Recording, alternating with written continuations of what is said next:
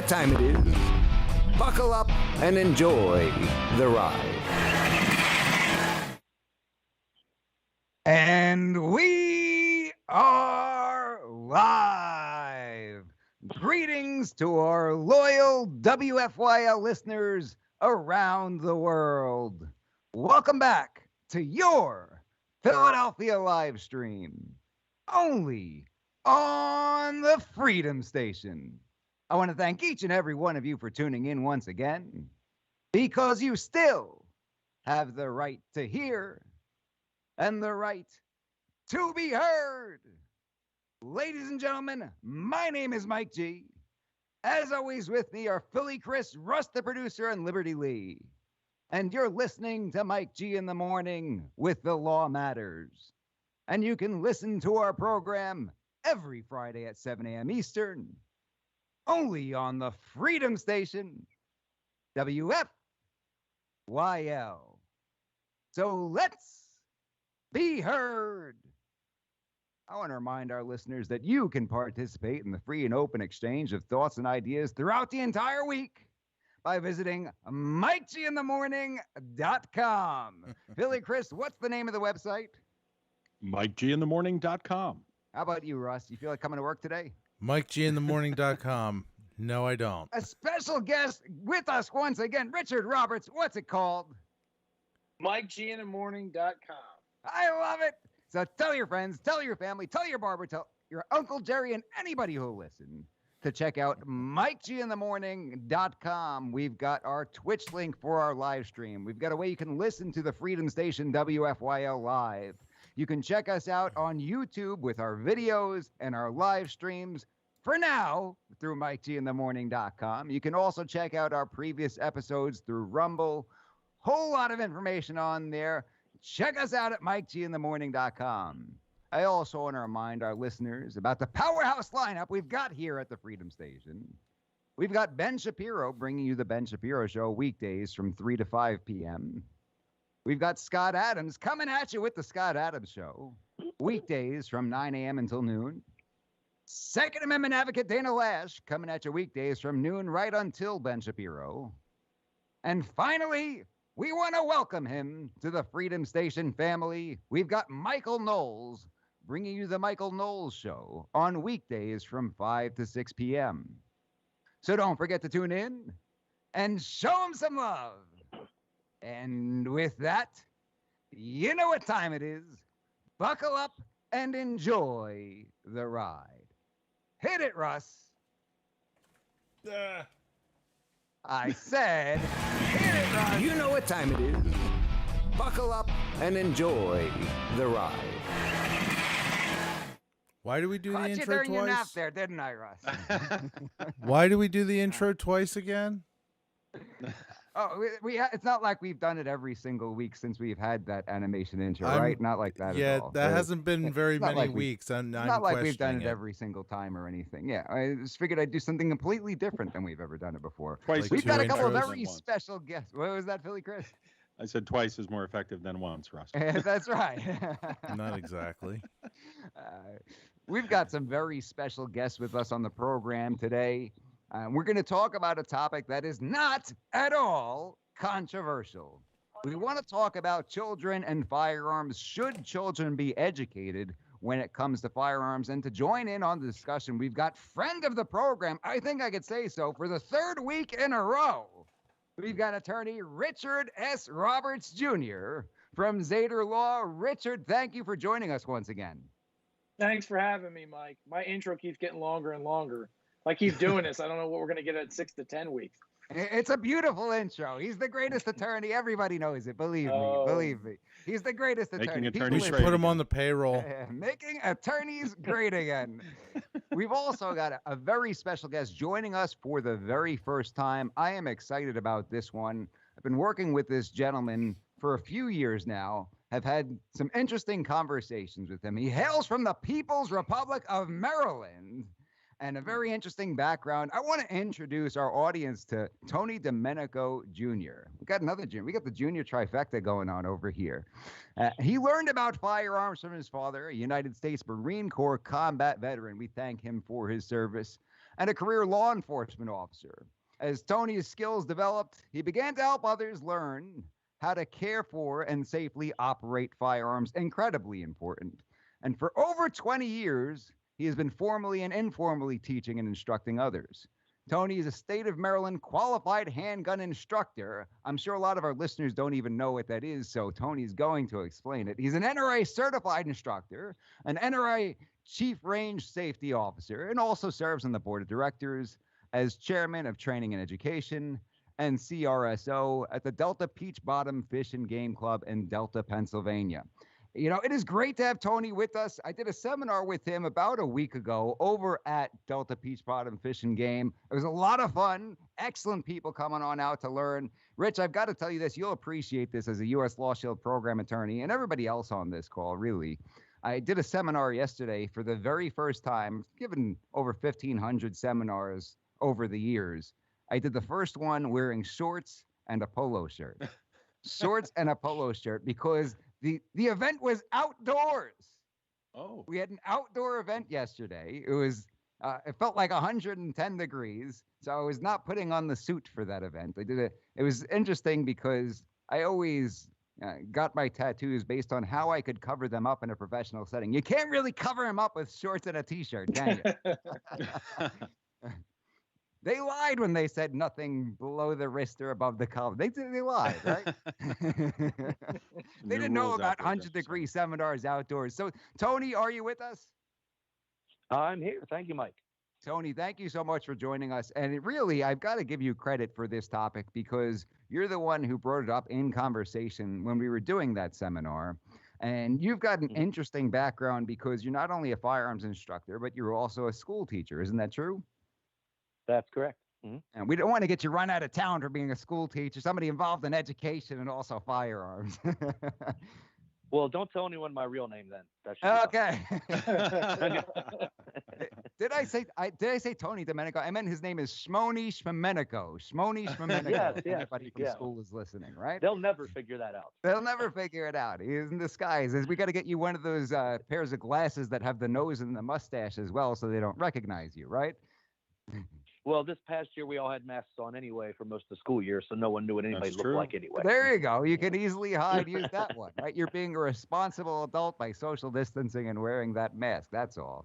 Not concealing your identity in any way, shape, or form. So, Tony, this children and firearms discussion is something that's a very hot button issue, because different people will take different approaches. You have people, particularly on the anti-gun side, who think the approach should be that children should not be exposed to firearms whatsoever, and we should just shield them from any sort of exposure.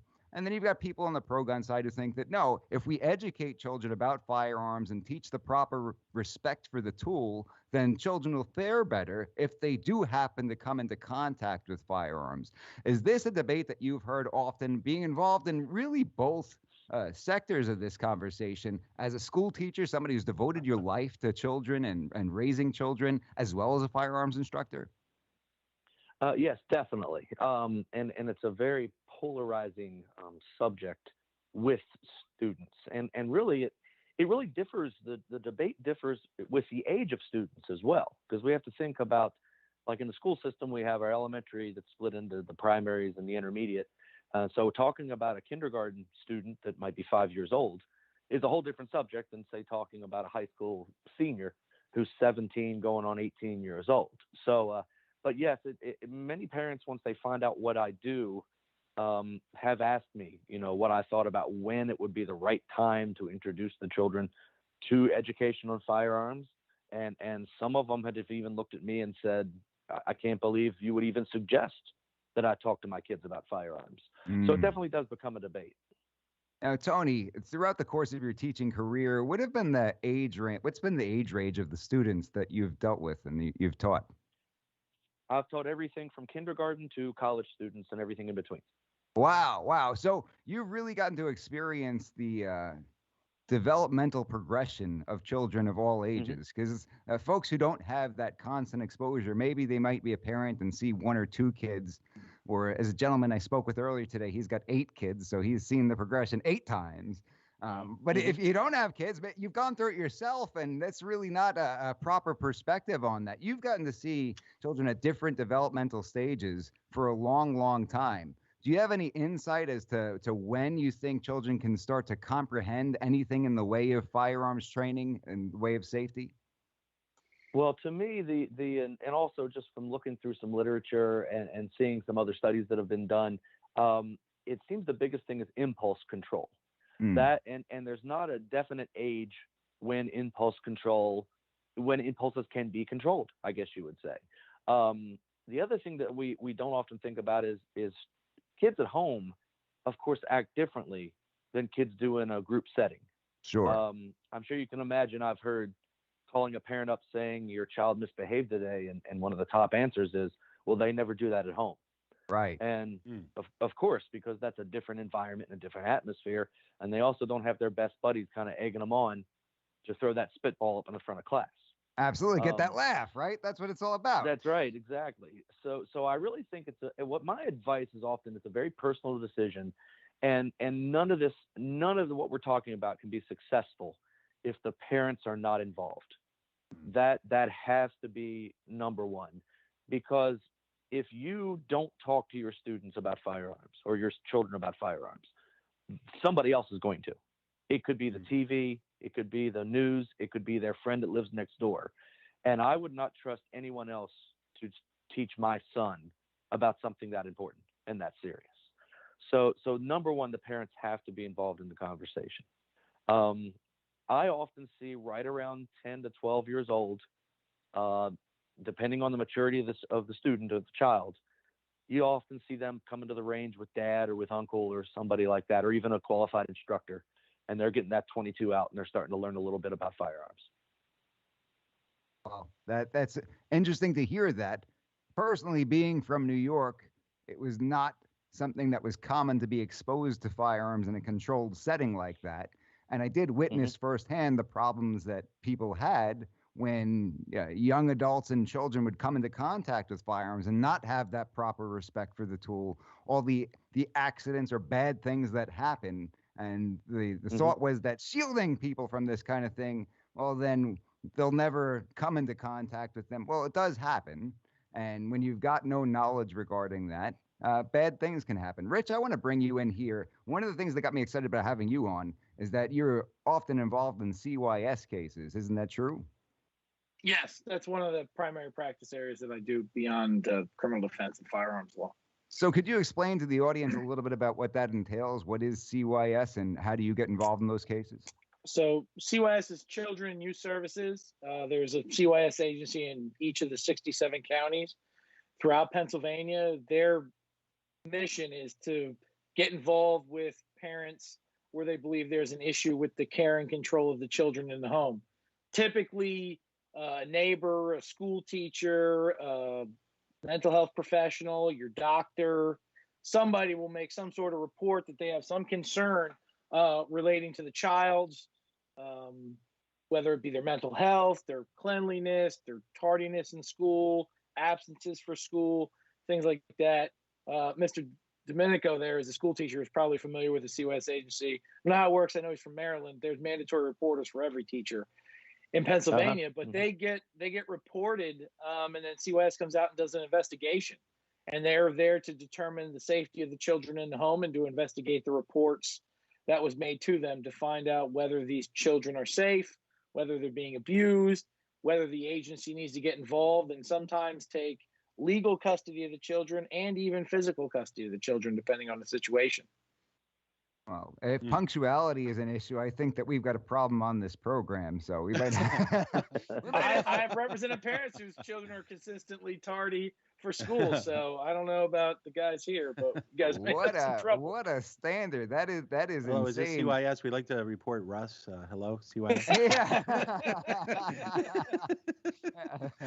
No, and the situation we run into with these agencies, and it's an interesting thought, because one of the partners at the firm I work at, Zader Law, was a law clerk for years, and I won't say how long ago he's a law clerk, but we'll just say it's a little while ago. He's been practicing a long time, and I got involved in CYS cases, and he says, the problem that we ran into, and that you'll run into when you're involved with these agencies is they all think they are not wrong. They're doing, for a turn of phrase, God's work. And to question what they're doing or question their conclusions, seemingly you're questioning God himself. And unfortunately, if and Mike can certainly agree with this, I have a habit of questioning just about anything anybody does at any point. And it becomes a problem when these parents try to stand up or rebut these allegations or help that even CYS wants to give. And I think it's important about this discussion is firearms in the home with children is certainly something I've run into on more than one occasion. And of course, nobody wants to see children be abused or anything of that nature. But it seems that there's a fine line between that and the government intruding upon a family's right to make decisions for themselves and run their household in the way that they see fit, particularly in terms of firearms and exercising your Second Amendment right. We've heard cases all over the country in recent years with firearms ownership becoming a very hot button and political issue, that you have people calling for things like, oh, these people own firearms and they have children. And that's it. Now, I think we're all on the same page that nobody wants to see children get hurt or killed involving firearms. Nobody wants to see children get hurt or killed when it involves knives or involves, kitchen chemicals or anything of that nature. Of course, we want children to be safe. I think the disagreement is how do you best achieve that goal? So, Russ, I want you to work towards pulling up that first clip. I've got to give Tony credit. Tony's the one who brought this to my attention. I want us to watch a couple of videos and have a discussion about this. The first one has to do with a study done by 2020 involving educating children and firearms, and we'll see exactly what happened. Russ, you got that? Yes. With us tonight because we hope to begin a conversation, all of us together, about something happening around us. And we truly want everyone to weigh in. People who have guns at home, people who do not. All of us here because of some tough but real numbers. We learned just this week, Diane, that nearly every hour in America, a child or teen sent to the hospital with a gunshot wound, and in many of those cases, an accidental shooting in their own home. So is there something we can do to keep it from happening? And we want to be clear that tonight is not another debate about whether people should or should not have guns. We're going to be checking online every minute to know what you really think as you're watching. And we begin with the question of small children told not to touch a gun and what they may be doing when we're not looking.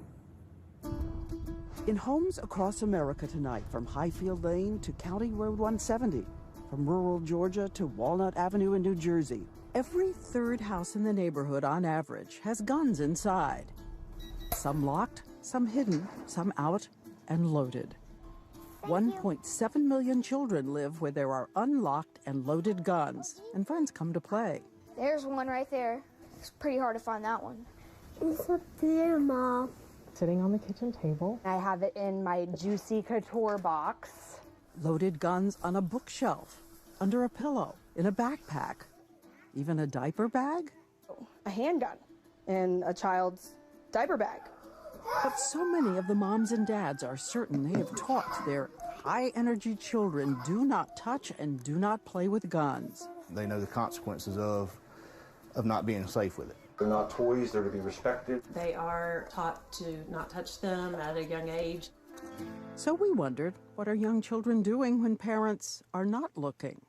Come with us to McManus School in St. Petersburg, Florida, which helped us find parents and kids, nearly all of whom had been taught don't touch a gun and tell an adult.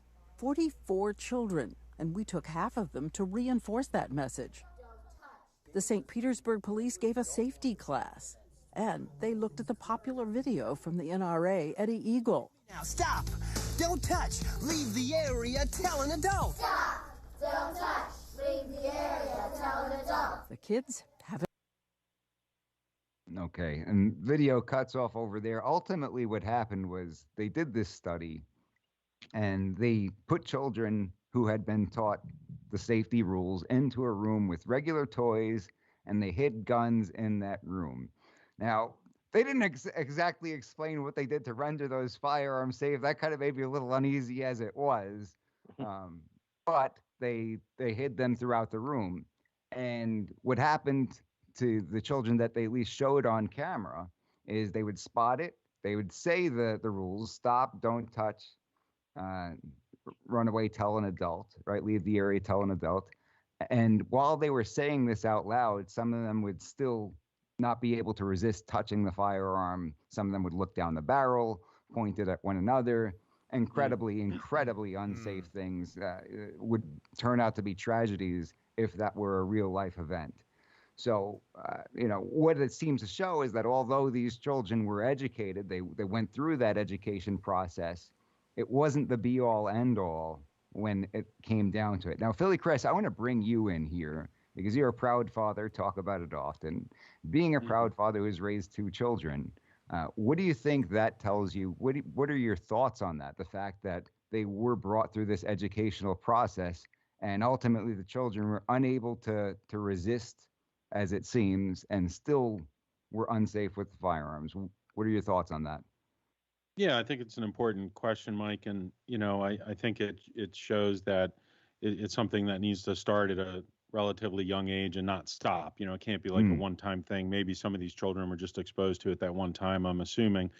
And it needs to be a part of their nurturing as they grow up to respect firearms, and then at the right age, an appropriate age, to actually have the opportunity to use them and learn how to safely discharge a firearm, whether or not they want to ever own one. I think it's something every child in America should have exposure to.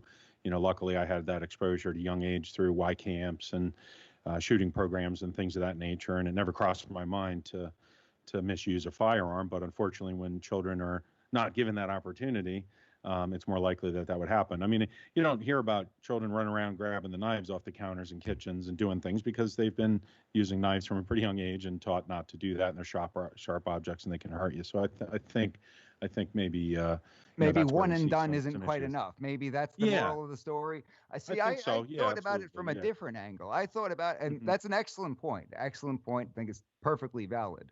But I thought about it from a different angle. I thought about it that you need to take measures to prevent access. No matter what, you should be taking serious measures to prevent access. And the education, that should be the last resort.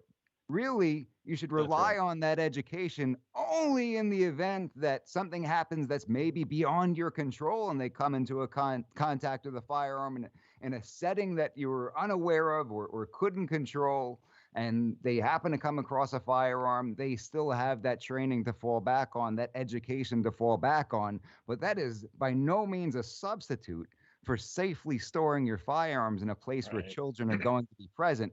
Rich, I watched that video, Rich, and I grab my chest when I see where some of these people are storing their firearms with children present. If you were working at CYS case, and because when we're talking about having households where parents own firearms and have kids in the home, that's something completely separate and distinct from having children in the home and having loaded, accessible firearms in the home. Aren't those two different things, Rich? I would make completely separate arguments on that case. I think it's the parents' responsibility, especially at a different age. And I think they can become more accessible as the children get older and their decision-making capabilities are better. But if I have a 5-year-old and a 2-year-old in the house, obviously have firearms in the home, they are never accessible to either of the children at any point. I don't, even if they're in somewhere, they're inaccessible. Doesn't necessarily mean that you have to lock them in a safe with 3 different combination locks, but it has to be inaccessible. And I do understand the training, and I agree that children should be trained at a young age. And what Tony does is quite important. But at 5 years old or 6 years old or 7 years old, I think the impulse control that we talked about isn't quite there yet. I know I'm not supposed to touch this, but why am I not supposed to touch this? What's bad about it? Let me find out. And they don't know. And then, of course, they got friends that are over. Oh, what's that? It should not be accessible. If it's not accessible and I have a CYS agent comes into a home, said, we don't believe these kids are safe because these are firearms in the home, left. If they go, well, we walked in the house and he had one laying on the kitchen table and there was one in the bathroom and there's one on the nightstand next to the bed in his bedroom. We have some concerns. My argument, if I have one, is quite a bit different. It's accessible. There's one under the kid's pillow in the crib. Well, Hey, look, they the go, tooth fairy "Well," gave me a Glock. I think Mike, you're right, and I'm sure Tony does the instructions. His perspective would be important too. But I think accessibility, as they get older, accessibility becomes less important, and I think the education, because at that point you're a teenager, you're in high school, you should know better by that point. This is not a toy. Right. Right. Tony, do you have anything you want to add on top of that? Because I've got a couple of more questions I want to ask you and continue on down this road. Yeah, I think that hitting on the parents' responsibility to have the gun, any firearm, unaccessible. I know down here in Maryland, and I don't want you guys to feel too sorry for me for living in Maryland. The only state shaped like a gun, but yet they hate them. But they actually tried to pass a law this year here in Maryland. Luckily, it was a rewording of a law we have that we go over in the classes. And I guess real quick, I can explain. Being a Maryland State qualified handgun instructor means that the state police have dubbed me qualified to teach what we have called an HQL, which is a handgun qualification license course, and also the wear and carry permit course for the state of Maryland. So let's back up because, Tony, people in Pennsylvania might have no clue what you're talking about. In Maryland, are you saying that you must take a course prior to being able to even own a firearm? Allow me to take a heavy sigh first. Back in 2013, the Firearms Safety Act was passed, which of course made Baltimore the safest place in the country. Yeah, that worked out really well. Yeah, we actually were reading the statistics about the homicides every week in Baltimore, Maryland on this program for over a year. And it was mind-blowing how you almost had one. It's amazing. It's amazing. It's amazing. The HQL is the handgun qualification license. It's a 4-hour course that's required by law now that everyone has to take in order to purchase a regulated firearm, and that includes any kind of handgun and also any kind of AR type thing. So that's a 4-hour class that involves safety, Maryland state law, maintenance, and you have to fire at least one round safely. So going through that a process, lot of people go. Go ahead. A lot of people go when they hear that. Yes. Yeah. Well, I had a gentleman come on this program a while back, Constable Steve. He's been on the program a few times, but he called in one day and he said, I was having a discussion with somebody who was anti-gun, and they said they thought you should have to take a course in order to be able to own a firearm. And his response to that person was, well, I'm not so sure that you should have to take a course in order to exercise a constitutional right. But I've got an idea here. How about we start teaching firearms safety training and education in high school? And that way everybody has it. And if they want to own a firearm later on in life, then good for them. They've already got the training. And if not, good for them. They've got the training. What do you think of that, Tony? Right. Well, I have some crazy ideas as an educator in my background. I do think, there for a while back in the early days, there were a lot of fires in schools. And so what did we do? Instead of ignoring the fact there was a fire or telling kids, don't look at the fire, it's dangerous, we instead taught them how to get out of the building. We taught them how to orderly get out of a building. And now very few, if ever, do you hear that there was a fire in a school and any students or teachers have been harmed. So we saw there was something hurting our kids, and we did something to educate them on how to prevent them from being harmed anymore. I don't think anyone should push their views or their beliefs on to anybody else. So if you don't want to own a firearm, no problem. Don't own a firearm. But don't turn around and say, I shouldn't own one because that's my decision on how I'm going to protect myself and my loved ones. So I actually think there should be firearms training, safety training in the school system. Why not? Maybe not even high school. We said earlier that the reinforcement of these ideas, because I believe that video you watched, they were kindergarten kids. So we're talking 4 and 5 year old kids. They like to do what we call parrot, which is they say back what you have said to them, and you think, wow, they learned something, when really all they're doing is mimicking what you said to them. And then you put a group of kindergarten kids together, and if you've never experienced 20 or 25 kindergarten kids in a classroom, boy, let me tell you, you're missing out something. it's not really peer pressure as much as they influence each other a great deal. So having that reinforcement on the Eddie the Eagle program or firearm safety programs. What if you go out into the playground and Johnny Bad Guy dropped his piece as he was running through the woods last night, running from the police, and you have a group of little kids that find it?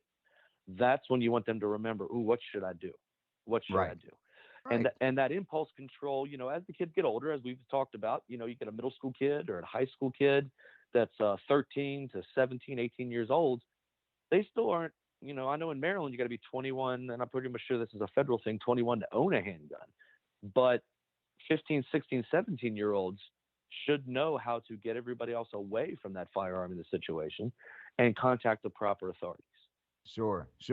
I think what it comes down to is, do we want to prevent access from young children? Absolutely. You've got to take the proper measures and be responsible in that respect. But having the education beyond that is not something that's going to hurt those children in these situations. It's going to be more beneficial in the event that they do become accessible for something beyond your control. So these are all. You made a really good point, Mike, when you said that maybe they don't want to own a firearm later in life, and that's okay, but they should be educated about the firearm in case they encounter one, and just being safe. I think that's the biggest goal of any good instructor that I know is, whether you're 5 years old or 50 years old or 500 years old, we want you to be safe and enjoy firearms as a sport and also as a right that you have. And anything that goes against that safety is Isn't bad. Joe Biden 500? It's close.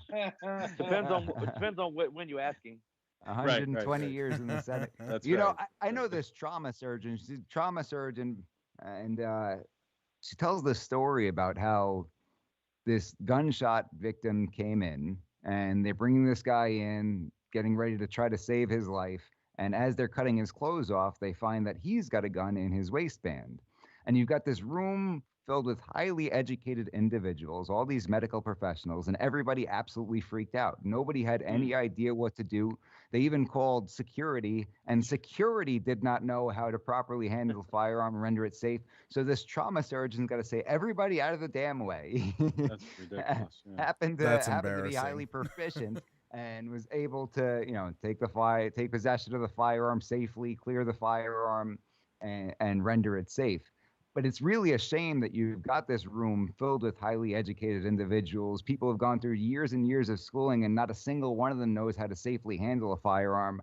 I watched some news story where they were teaching medical professionals how to handle firearms, and as part of it, they handed out one of these fake firearms. It was one of those orange guns around the room, and I think it was part of the program that you're just watching everybody in the room hand it to one another and seeing how dangerous it was, how these people instinctively handled the firearm. So yeah, absolutely, it would be great for everybody to have that skill, have that knowledge, have that training. Before we let you go, Tony, Russ, I want you to pull up that second video, because this is from NSSF, and this is a video that Tony also sent me. An educational approach to children and firearms. And we're sort of getting the other side of the coin here. The first video was showing, okay, here could be some problems that arise. And this is what's actually being taught if you seek out this type of training.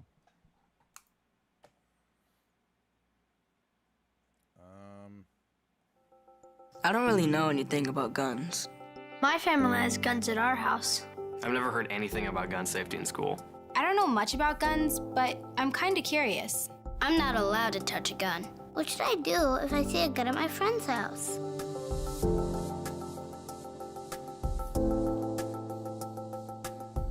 Hi, I'm Julie Golub. I'm a veteran, a competitive shooting sports champion, a hunter, and a mom. My family shares a heritage and love for the outdoors and the shooting sports. I know from raising my own family that just because kids aren't asking about gun safety doesn't mean they don't have questions. As a parent, if you have guns at home, it's vital that you have a conversation with your kids about gun safety. Even if you don't have guns, the conversation is still important. We all know kids see guns on TV and in movies. They may see them at friends' houses or in situations where you are not there. If they don't learn something about guns from you, chances are they'll learn it from someone else. As a mom, I wouldn't want to rely on someone else to know about firearm safety or teach my kids about it. So have this conversation. It will make your kids, your family, and your community safer. My parents talked to me about guns safety when I was about 7 or 8, but they haven't really talked about it since. I've asked about guns, but my mom and dad say I'm not old enough to talk about it. My parents have talked to me about guns, but I'm not sure if they've talked to my little sister. Sometimes I hear from other parents that they just don't know how to get started, when and where to talk, and what to say. This is an important conversation, but it doesn't need to be a lecture. Kids do need to know it's a serious topic. Pick a time and a place where you can all focus on the discussion without distractions. They're probably already curious, so you'll have their attention. Young kids and older kids will need a different approach. Let's start with young children. We see guns on TV all the time.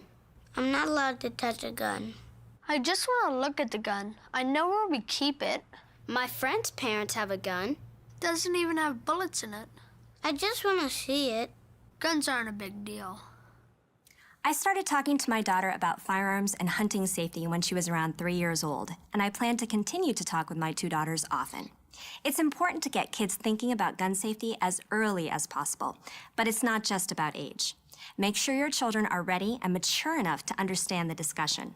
For young kids, usually grade school age or younger, that starts with making sure they can understand a few fundamental rules. When you see a gun, stop. Don't touch it. Even if a gun looks like a toy, leave it alone. Leave the area where the gun is and go tell an adult. With kids at this age, repetition is key. Every month or 2 is not too often. Once kids get older and are in more situations without you, things can change. The teenage years. My parents have talked to me about safe driving and stuff like that, but not about guns. My dad has guns, but Mom won't talk about them. We go target shooting sometimes. It's fun. I know a lot about guns just from video games. You can tell when a gun's loaded and when it's not. It'd be fun to take a gun out sometime and just shoot some cans, practice. Many teenagers want to jump right to the shooting stage. That's why education and responsible guidance are important before they ever encounter a gun. Whether or not you have guns in your home, kids may see them at friends' houses or somewhere else. Your lessons on safety may be all they have to navigate those situations. For teens, the rules of firearm safety are very clear. Don't touch, pick up, or use a gun without an adult's permission and supervision. Never, ever point a gun at anyone. Always assume a gun is loaded and can fire. For all kids, young and old, there are a few things you can do to make sure it's a meaningful discussion for you and your family. If you have a partner, get on the same page and try to have the talk with kids together. Be sure your kids aren't hearing different messages from their parents. Find a good time and place for the discussion where both you and your kids won't be distracted. Remember, this is a conversation, not a lecture. Invite your kids to ask questions and ask them questions too. Find out what they already know or have heard. Demystify the situation. Use examples from real life to help them understand your rules better so they remember what to do in situations when you may not be there. Walk the talk. Set an example with your own careful, safe handling, and proper storage of guns. Reinforce your conversation regularly, adding detail and context as your kids get older. There are great educational resources out there for you with discussions of best safety practices, safety videos, and safe storage options. You can start by going to projectchildsafe.org and think about signing the Project ChildSafe Child Safety Pledge together with your children. Enjoying the outdoors and shooting sports can be a great thing for many families, but whether or not your family is interested in shooting sports, or you and your partner simply want to do all you can to prevent accidents and unsupervised access to firearms, having this conversation is the right thing to do. It's up to you to get started today.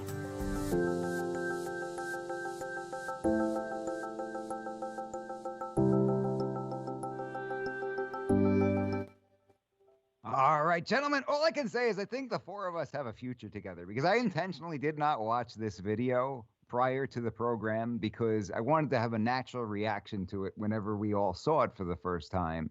And it sounds like a lot of the points that they made, we came up with between the 4 of us. So congratulations to all of us. We're sensible adults and came up with some good information. That's great. Now, one thing I did notice, when you're talking about educating children at a young age, And reinforcing that, as Philly Chris said, and was later reiterated on the video, ultimately, they take a different approach than firearms in many other areas, whether it comes to things like drugs, right? They never say, oh, well, just tell them to stay away from drugs and don't say any more, and we're not going to talk about drugs around here. When it comes to things like physical relationships, they push that education. They say, oh, well, they're going to do it anyway, so we might as well educate them when it comes to that. But with firearms, they want to take a completely opposite approach, and it's really not logical to do that. Now, Tony, you talked about instructing children as to how to respond to fires. And they didn't say don't look at the fire. Now, you could certainly ask them, hey, please don't set things on fire, right? That's not going to be a good thing. You can hurt other people by setting things on fire and starting fires. Don't do that. That's not a good thing. But that's not going to be enough. You also have to teach them how to respond to the fire. Isn't that true, Tony? Mm-hmm.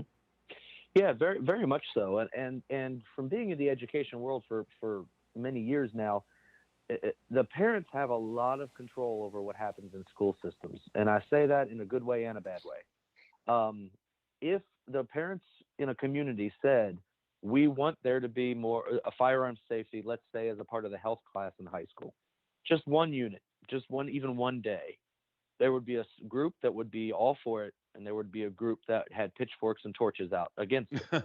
and you would see that kind of friction. Unfortunately, gentlemen.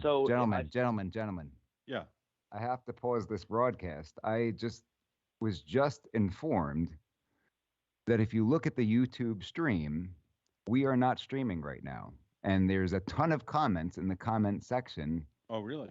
Asking what the heck is going on. Oh, I can see it on my phone. I have it going. You see the stream right now? Yeah, I see it. Yeah. I can see the stream. I'm watching it. Says 8 watching now. Maybe they're having issues on their end, possibly. I'm refreshing my screen right now. I see a ton of comments. Okay. I don't see any comments, but I do see the stream. I see comments. The last one was 802. We have Mr. Scott Fry. Scott Fry. So 802. It was working on my end. It's working currently. And I have it on my phone. Is the stream is on? Yes, Mike. I can see it on YouTube. You don't. The stream is on. Please continue with the show. I'm on YouTube, and we did. Yep, she just said stream. The reminder page was different than the stream page. I can watch you. I had to refresh it. Okay. Yeah, everybody move. Make sure your red bar is moved all the way up, because sometimes it could kind of go back and you're further back in the stream. Mine still says waiting for Mike G in the morning, July 8th, 2021 at 7 p.m.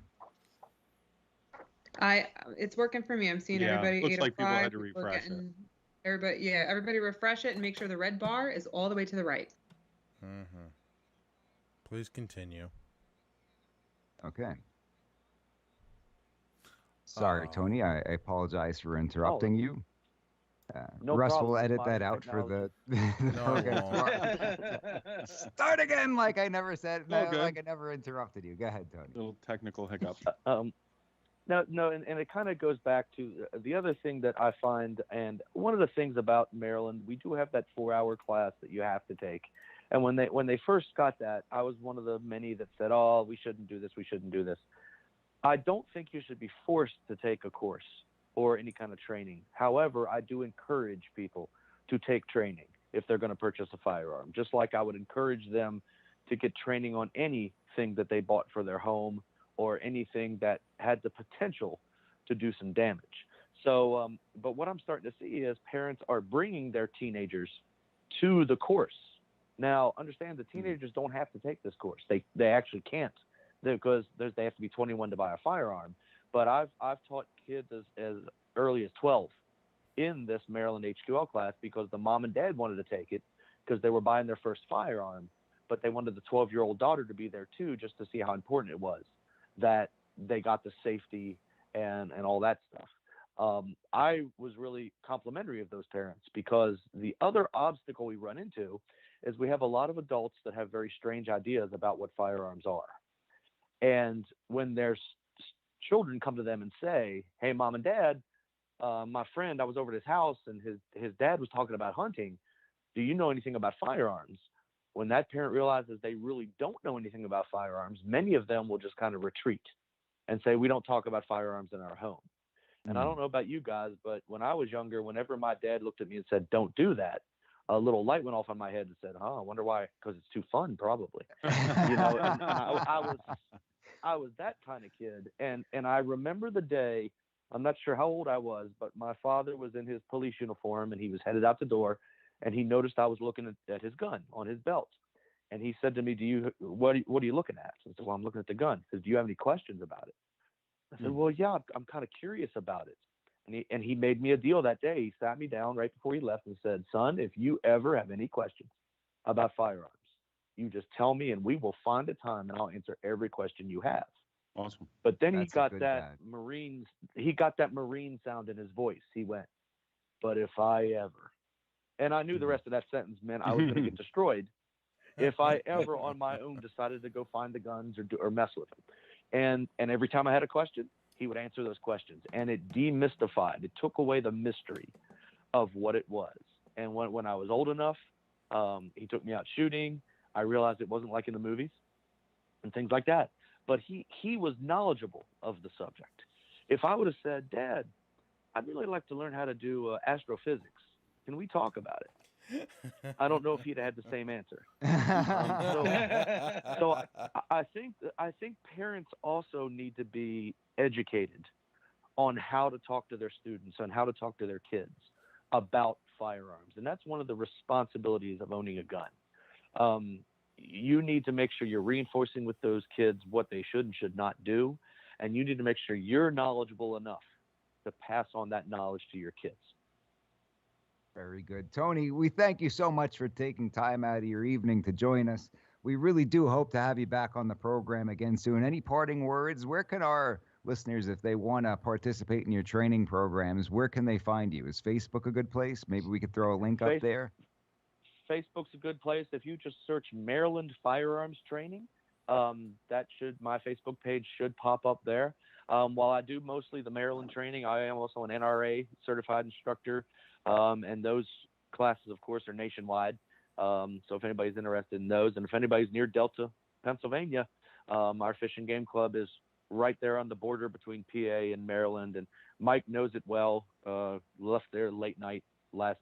I assume I now know you got out of the club because when I did. I got home safe and sound. Thank you.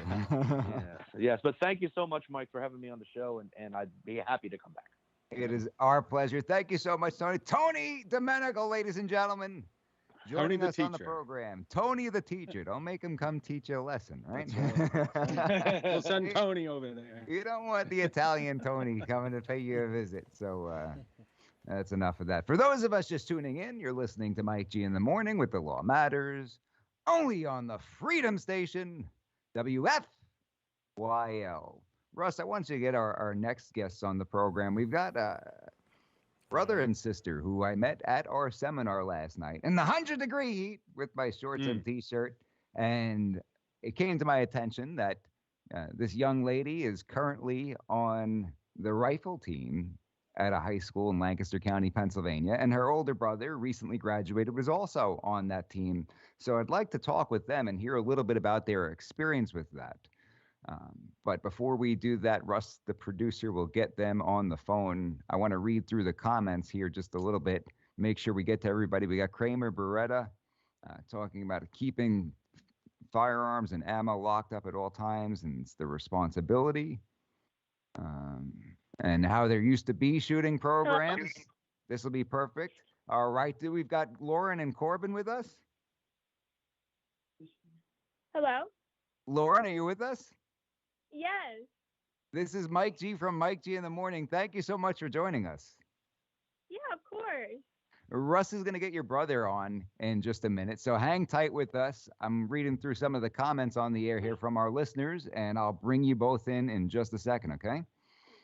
Did you want me to? He's right here next to me. Is it okay if we just talk on the same phone? That is perfect. Let's just do that. works. We'll get to the comments here in a minute. We've got Lauren and Corbin Zimmerman joining us, and I was telling our audience, I was fascinated to meet you both yesterday, especially somebody who's raised in Brooklyn, New York. They definitely didn't have any shooting programs over there.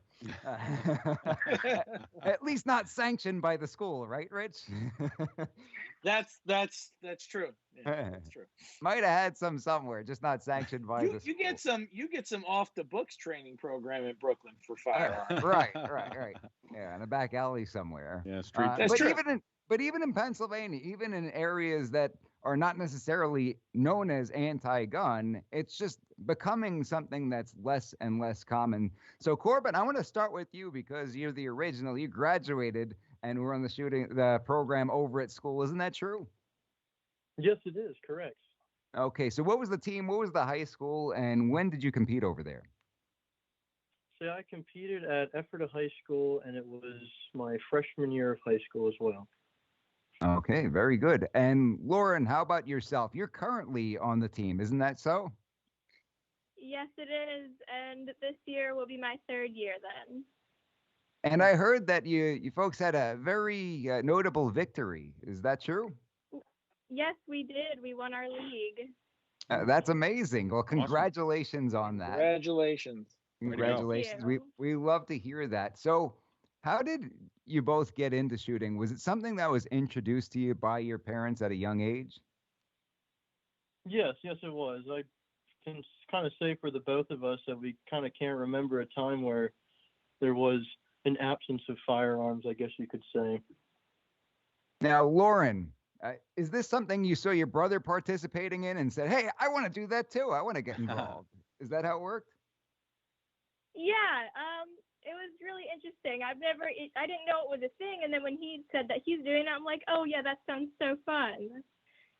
So Corbin, what was the experience like being a part of the team in high school? How would you describe that? It was definitely a different experience from the normal high school experience. You'd go down, it was in the basement of the high school, and they had the shooting range down there.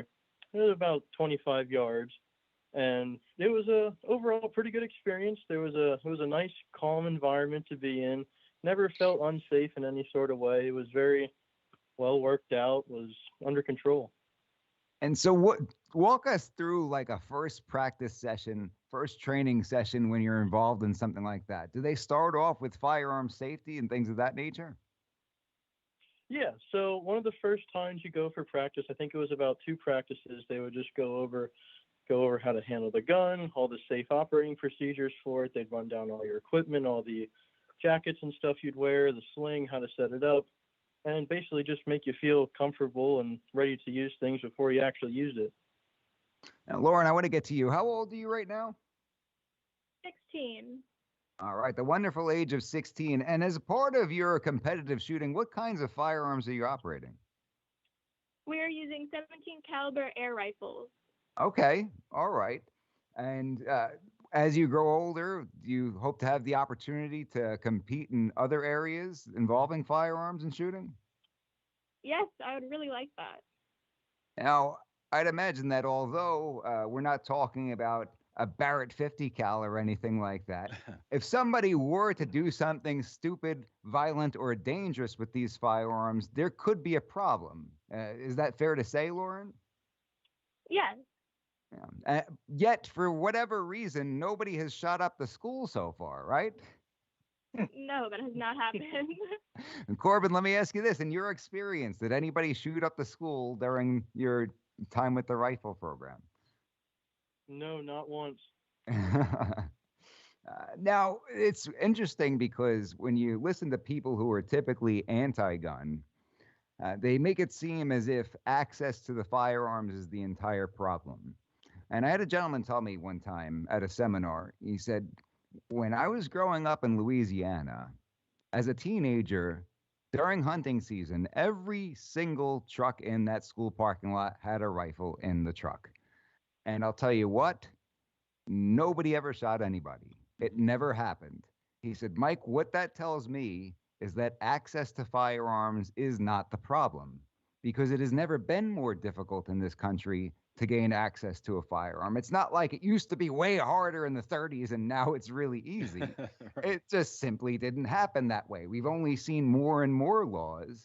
So these problems that they're pointing out can't be attributed to access to firearms. Now, have you encountered people in school? I'll start with Corbin just because you're already finished. But when you were in school, was there anybody who ever approached you and had something to say negative about your participation on the team? No, I can't say there was ever a time where I got hate or any sort of disapproval from fellow classmates about being on the team. So nobody really threw tomatoes at you or eggs at you and said, "Hey, you're responsible for dead kids out in the street," like Patrick from Philadelphia did last week, right, Rich? How about you, Lauren? Have you ever? Lauren, you're kind of in a different generation. Patrick, when did you? Not Patrick. You gotta be saying Patrick from Philadelphia. Good job, Mike. There's a guy who wrote in last week, Patrick from Philadelphia, and had all these very hateful things to say about us being attorneys who support law-abiding gun owners, that we're responsible for dead people in the middle of the streets, and he doesn't understand how we sleep at night. So I got Patrick on the brain right now. But Corbin, since you've already graduated, when did you ultimately graduate? 2019. Okay, so a couple of years ago. Few years makes a big difference this day and age with the advancement of technology. Lauren, I'd imagine that there's a big presence of involvement on social media this day and age with the kids your age. Is that true? Yes, very true. And we see a lot of these anti-gun sentiments being perpetuated throughout social media. A lot of these campaigns, things like those children down in, what is his name, David Hogg over in Florida, who wants to end private gun ownership, essentially. Do you have anybody who's sort of echoing those sort of sentiments in your school right now? No, I do not. No. So really, you've had nothing but support over there. Do you think it's because of the area in which you live? Do you think it's generally a pretty pro-gun area? People are exposed to firearms from a young age, whether or not they're competitive shooting? Yes, I believe our area does impact that a lot. How about you, Corbin? Yeah, I'd say that's a fair assessment. I mean, you go anywhere basically around the school, there's going to be numerous hunters around there, and there's half a dozen sportsmen's clubs around here as well. Mm-hmm. And do you feel like you're at an advantage because you were exposed to firearms at a young age and taught the safety rules, as opposed to perhaps encountering a firearm on the street or in whatever context when you're a teenager and not having any of that training or that understanding? Yes, I would. I feel it's some very beneficial skills and know-how to have at a younger age. It gives you the one to stay calm around those certain situations where you might encounter something like that, whether it be at one of those competitive shoots or you just happen to come across one. You're not going to freak out or just be like, all right, it's just another firearm. So, Lauren, how about you? Have you ever had any friends that maybe didn't have that sort of training and asked you questions about, hey, I want to learn more about this stuff? Yeah, I would think that I would have friends that don't really have parents that are into guns, and they've asked, which I believe it's very good of them to ask because they're curious, and I feel like it's more beneficial to learn than just, oh, I want to know what this is about. Let me go pick one up. Right. Yeah. Good point. Let's see what happens when I pull this trigger with the barrel face towards me, right? Right. Yes, really. Yeah. You don't want to learn about guns through trial and error. We'll put it that way. Yeah. Well, that's good that people are coming to you and asking. You're kind of that source of knowledge over there, and they feel like they can come to you and ask you those questions. Do you feel comfortable when they come to you and ask you those questions? How does that make you feel? Yeah, I think it makes me feel pretty good because I've been taught this from a young age that I feel pretty confident that I'm going to give them the right answer and teach them how to do stuff. Yeah, it's just what you've done for a long time. For some people, it might be they were raised around baseball, right? Or they were raised around musical instruments. So somebody comes to them if they want to learn the guitar, or if they want to join a baseball team or something like that. And this just happens to do with firearms. Now, Lauren, how much do you love competitive shooting? On a scale of 1 to 10. An 8. And 8, that's pretty good. That's pretty good. It sounds like you're pretty good at it if you folks are winning your league over there. Is this something that you would potentially pursue beyond high school? Yeah, I definitely would. That's good. Do you want to stay local or perhaps branch out and leave Pennsylvania? You can't go to one of those communist states, though. I'm saying that from the outset. If I had the opportunity to leave Pennsylvania for a rifle, I definitely would. That's good to hear. That's good to hear. Corbin, do you think that participating in shooting sports is something you're going to keep with you for the rest of your life? Is this something you're going to continue to do? Yeah, I would say it's a fair assessment to say. I mean, I don't think I'll be in any sort of league anymore, but the sporting clay round here and there is definitely never going to go anywhere. It's a good hobby to have. It's a good wholesome hobby, and I think sometimes people who don't have exposure to firearms, they don't know gun owners, they don't quite understand that. Russ, I want you to pull up that other video. I want us to watch it with them on the line because I think it's relevant to their experience. Are we watching the whole thing? Because it's like 9 minutes. Is it really? Well, let's watch a couple of minutes, and I'll tell you to cut it off. You tell me I when to purposely stop. didn't watch these videos. I watched the first one. I didn't watch the second two because I wanted to have a natural reaction to whatever we were watching. So go ahead, pull it up. I'll let you know when to cut it off. The code word is mustard. I thought it was zucchini. It's zucchini. Mustard zucchini. Cut it off when I Many parents of young children want to keep them away from guns, but a growing number now. That's their But crappy why? video player. Here's Nightline co-anchor Juju Chang. Line is hot. Everybody's got eyes and ears on. Nice. These girls are grade schoolers. Most are still losing baby teeth. Nice! Perfect. Look at that. But home on this range outside of Austin, Texas, playdates require serious firepower. Tell them what her name is. What's your rifle's name? Barbie. Is it because it's pink? Yeah. Vanessa is one of 7 pint-sized shooters attending what's called the Little Girls Youth Training. Put that safety down. Good girl. Part of a growing trend promoting shooting sports for kids. When I shoot, I think it's so much fun than playing with anything else that's in my room. Vanessa's just 7, but the gun industry is looking for young shooters like her to ensure growth in the future.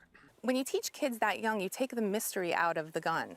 They know to respect it if you teach them to respect it. Okay, it's all safe. Nikki Jones leads the Austin Sure Shots, a women's-only shooting club that runs the kids' training course. Though this event is independently sponsored, turns out the National Rifle Association and other industry-sponsored organizations pour tens of millions of dollars every year into youth shooting programs nationwide. But should children this young really be trusted with potentially lethal force? So what we always start with are the 4 basics of firearm safety.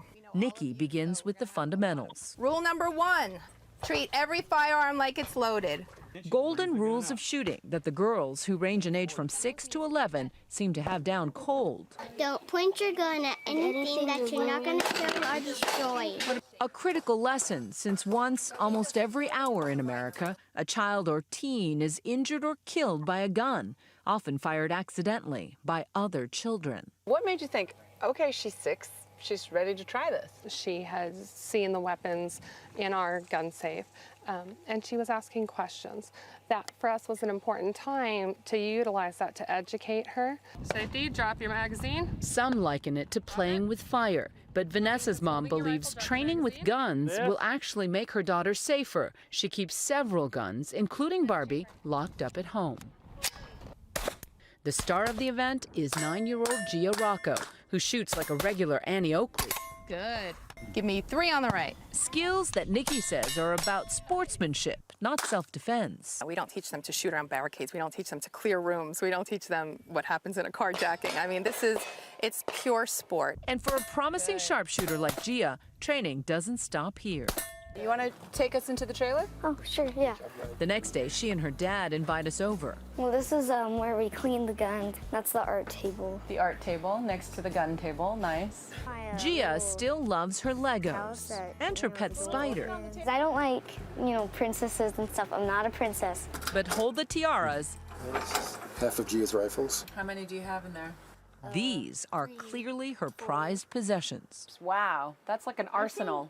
This one right here is my favorite. That is not an arsenal. That's my 8-shooter. What do you call this one? Your love gun. My love gun. It's got hearts all over it. Yes, it does. All of my rifles and pistols. There's a lot of people looking at this will scratch their heads and say, why does a 9-year-old girl need all these guns and rifles? Well, they all have different uses. I mean, like some competitions, practice, ski. The gun business is booming, with sales spiking even after Newtown. That's an AR, obviously. But analysts say that's because those who own guns are buying more guns. Overall, national surveys indicate gun ownership is decreasing. This one. Young hotshots like Gia represent a demographic that the industry considers vital to the future of gun sports. Maybe I shouldn't She use has that a word, fan. but Russ, you can cut this off. All right. I shouldn't say Bad you, language. right? You can cut it off. Poor choice of words. Poor choice of words. But you can tell that's clearly dated. I don't know when that's. They were saying even after Newtown, so that's going back almost 10 years, right? So when you're looking at it from that perspective, so they're saying overall gun ownership is decreasing. Absolutely not the case this last year and a half, right, Rich? That's absolutely true. That's absolutely true. If I could point out something from the video, and it just bothers me much, and maybe I made a mention when they were talking about, do you think, these kids as young as 6 out here shooting, they weren't out there by themselves at shooting firearms. There was like 50 adults there, one right next to her while she's shooting. They're like, all right, Tammy, you go over there and here's the rifle, take your scope, you're good, go shoot 50 rounds. I sit there like, how dangerous is this? I'm like, I don't think it's really dangerous at all. There seems to be one adult at a minimum per child. What are we talking about here? Marie over on the chat says all the Karen moms are losing their minds right now, right? This is true. Marie, they are. I'm like, what the situation is, and I think they should have highlighted it in the video, is we learn about gun safety. Yeah, there's 100 adults here. Yeah. They didn't put a revolver in a lunchbox and say, "Hey, have fun out there," right? Right. We're gonna go play dodgeball with the rifles now. Right. If you can dodge a wrench, you can dodge a ball. I like how she said, obviously that's an AR. It's like, well, I don't know if Joe Biden knows that, but that's right. Is that an AR-47? Obviously, he learned that in his first 120 years in the Senate. That's right. Obviously. And by the way, can we just say this? 6 guns is not an arsenal. Come on. Right. Come on, man. We always hear these news stories. They found 6 guns and 200 rounds of ammunition in his closet. He had an arsenal. It's like, come on. That's right. Most of the people I deal with, they call that a good start, right? I've represented clients who've had 4 and 5 times that seized at some point. And I go, all right, that's an arsenal. We can agree. we can agree. Is this an arsenal? We're wading into arsenal territory. So, to look up the definition of arsenal. But doesn't that just show the disconnect between people who have no exposure to firearms and people who do have exposure to gun ownership? How far off we are with something as simple as what constitutes an arsenal? Doesn't that show how we're really on different pages with a lot of these things? Right. It shows why it's so difficult to really have an intelligent discussion. Now, I want to bring this back to Lauren and Corbin, particularly in terms of being on a competitive team and a program at school, this extracurricular activity. There's a lot of people who are part of the chess club or the stamp collecting club or whatever they may have. Then you've got people who are involved in competitive sports. I played baseball in high school and in college. And for me, it's something that I often recommend to children. Rich played basketball through college as well. Star basketball player in college. Philly Chris, he was on the stamp collecting team. He was on the stamp collecting team. Makes anybody feel any better? I was also in the chess club. So, okay, there you go. All right. I like chess a lot. I think Russ was on the video games team. Russ was on the video games. I wish they had that. Yeah. Well, now they do, don't they? Now, Russ, they have it now. I don't know. They make a lot of money doing it. They right? probably have it for gym class or something as a substitute to make everyone fat. Yeah. A lot of the advice my dad gave me growing up came to fruition, but when he cut off the video games at an early age and said, nobody's ever going to pay you to do this, he was very wrong. They certainly do pay people a lot of money to play video games these days. There's entire but being a platforms part of built that around it. competitive atmosphere and having that discipline is something that I always recommend to people growing up, whether they're going through high school or college, because you learn a lot about yourself through that sort of atmosphere. You learn that discipline. You learn a lot about yourself in terms of what can I handle, how far can I push myself, how disciplined can I be? And Rich, do you sort of think that you had the same experience playing competitive sports in college?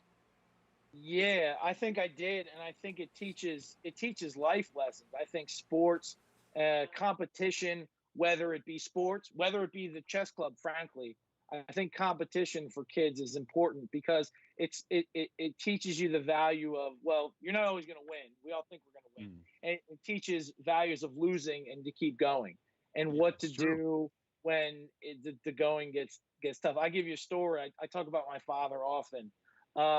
One of the things he made all me and my two younger brothers do is box. So I loved boxing, loved it. When I got older, I realized there's got to be a better way to make money than getting punched in the face. Stick with it. I did the Pennsylvania Golden Gloves, and I'll never forget the first time I'm in there and we get in a real sparring fight, and the kid was just older and just better than me. And all of a sudden, I'll say a couple of minutes, was probably a few seconds into it, I ended up looking at the ceiling, and my father stands over me and goes, well, are you going to get back up or are you going to lay there? Right. And that's the lesson. I think it happens not just in boxing, but in sports. You learn that you're going to get knocked down. Do you get back up? And I think competition's healthy. And I think I continued doing it. I knew I wasn't good enough to play any professional sports, lucky enough to play college sports. But I think that's why I became a lawyer. Sure, Mike feels the same way. I literally compete every day for a living. It's that and that the determination that makes you a better person. I think it's healthy as long as you do it in healthy ways and you're good at your craft. I think that competition is what drives me. And what do we learn? Win or lose, we always try to learn something. Mike and I do tons of cases together. Always learn something from everything. So that's important. Certainly. And baseball particularly, you got to learn to deal with failure, right? Learn to fail gracefully. Now, I want to talk back to Corbin and Lauren. Corbin, do you think that being a part of the program was a good experience overall in that same way? Yes, I would. It's also a good thing when they don't give out participation trophies for when you don't bring home the win. Right. Yeah, that's right. You have to actually earn it, right? Yeah, absolutely. How about you, Lauren? Is being a part of a competitive shooting team in high school something you'd recommend to students if they were asking you? Children, years upcoming, you're still young yourself yet and still competing, but is it something you would recommend to people? Yeah, I would recommend it to people. I feel like it gets them a sort of responsibility in trying their best to do stuff.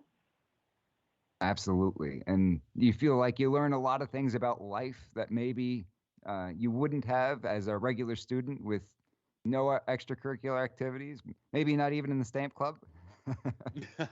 Yeah. So we look forward to following the both of you. And Lauren, we look forward to hearing what happens in the upcoming seasons. And if you further your career and compete in college, are there any parting words that you want to give to our audience? It's been wonderful having you both on the program. Corbin, you got anything you want to say? I'd probably say, if you're sticking with something, keep going, even if it gets tough. That's a great thing to say. That is exactly the moral of the story when you're a competitive athlete and when you're part of these programs. You got to see things through. It teaches people not to be quitters and not to give up every time something gets difficult. Excellent. How about you, Lauren? I'm putting you on the spot. I know I told you this wouldn't be too bad, right? I lied. Here's your closing. Do you have anything else you want to add? Open floor. It could be anything. Not really. Okay. All right. Well, that's fair enough. You've been very generous with your time, and we appreciate both of you joining us. Would you both be willing to come back on the program again soon? For sure. Oh, yeah. Okay. Yeah, it sounded like Lauren wasn't so sure until Corbin said yes. So thanks for the statement, Corbin. We appreciate that. It's just kind of like she got into the shooting sports because you were involved. You kind of let her through that one. So we owe you one for that, Corbin. All right? Fine by me. Send our very best to your parents. Thank you both so much for joining us. Yeah, thank you for having us. You're welcome anytime. We'll have you back on the program again soon. Thank you. Take care. For those of us just tuning in, you're listening to Mike G in the Morning with The Law Matters, only on the Freedom Station, WFYL. So I wanted to get back to talking a little bit about these ordinances in San Jose, Rich. Oh, no. Yeah, I want to talk. I want to revisit that for just a little bit. Philly Chris, before we do, I don't think we gave you the opportunity to talk about that at all last week with the ordinances where they're going to be taxing gun owners to quote unquote reimburse the taxpayers for gun violence incidents in San Jose. And the penalty is going to be that if you do not pay your tax, your firearms will be confiscated. They will come around and confiscate your firearms. So what do you think about that, Philly Chris? Yeah, well, it's quite interesting because then, you know, what are they going to do next? Tax you every time you want to exercise your First Amendment right? You know, if you want to speak your mind, you're going to have to pay for it. So it seems a little ridiculous and unconstitutional. So, but we're seeing a lot of that across the country right now. It looks like Cuomo's trying to do some things in New York right now over the past few days with firearms in the state of emergency as well. So looks like, you know, we're just going to see more of that continuing under this administration, unfortunately.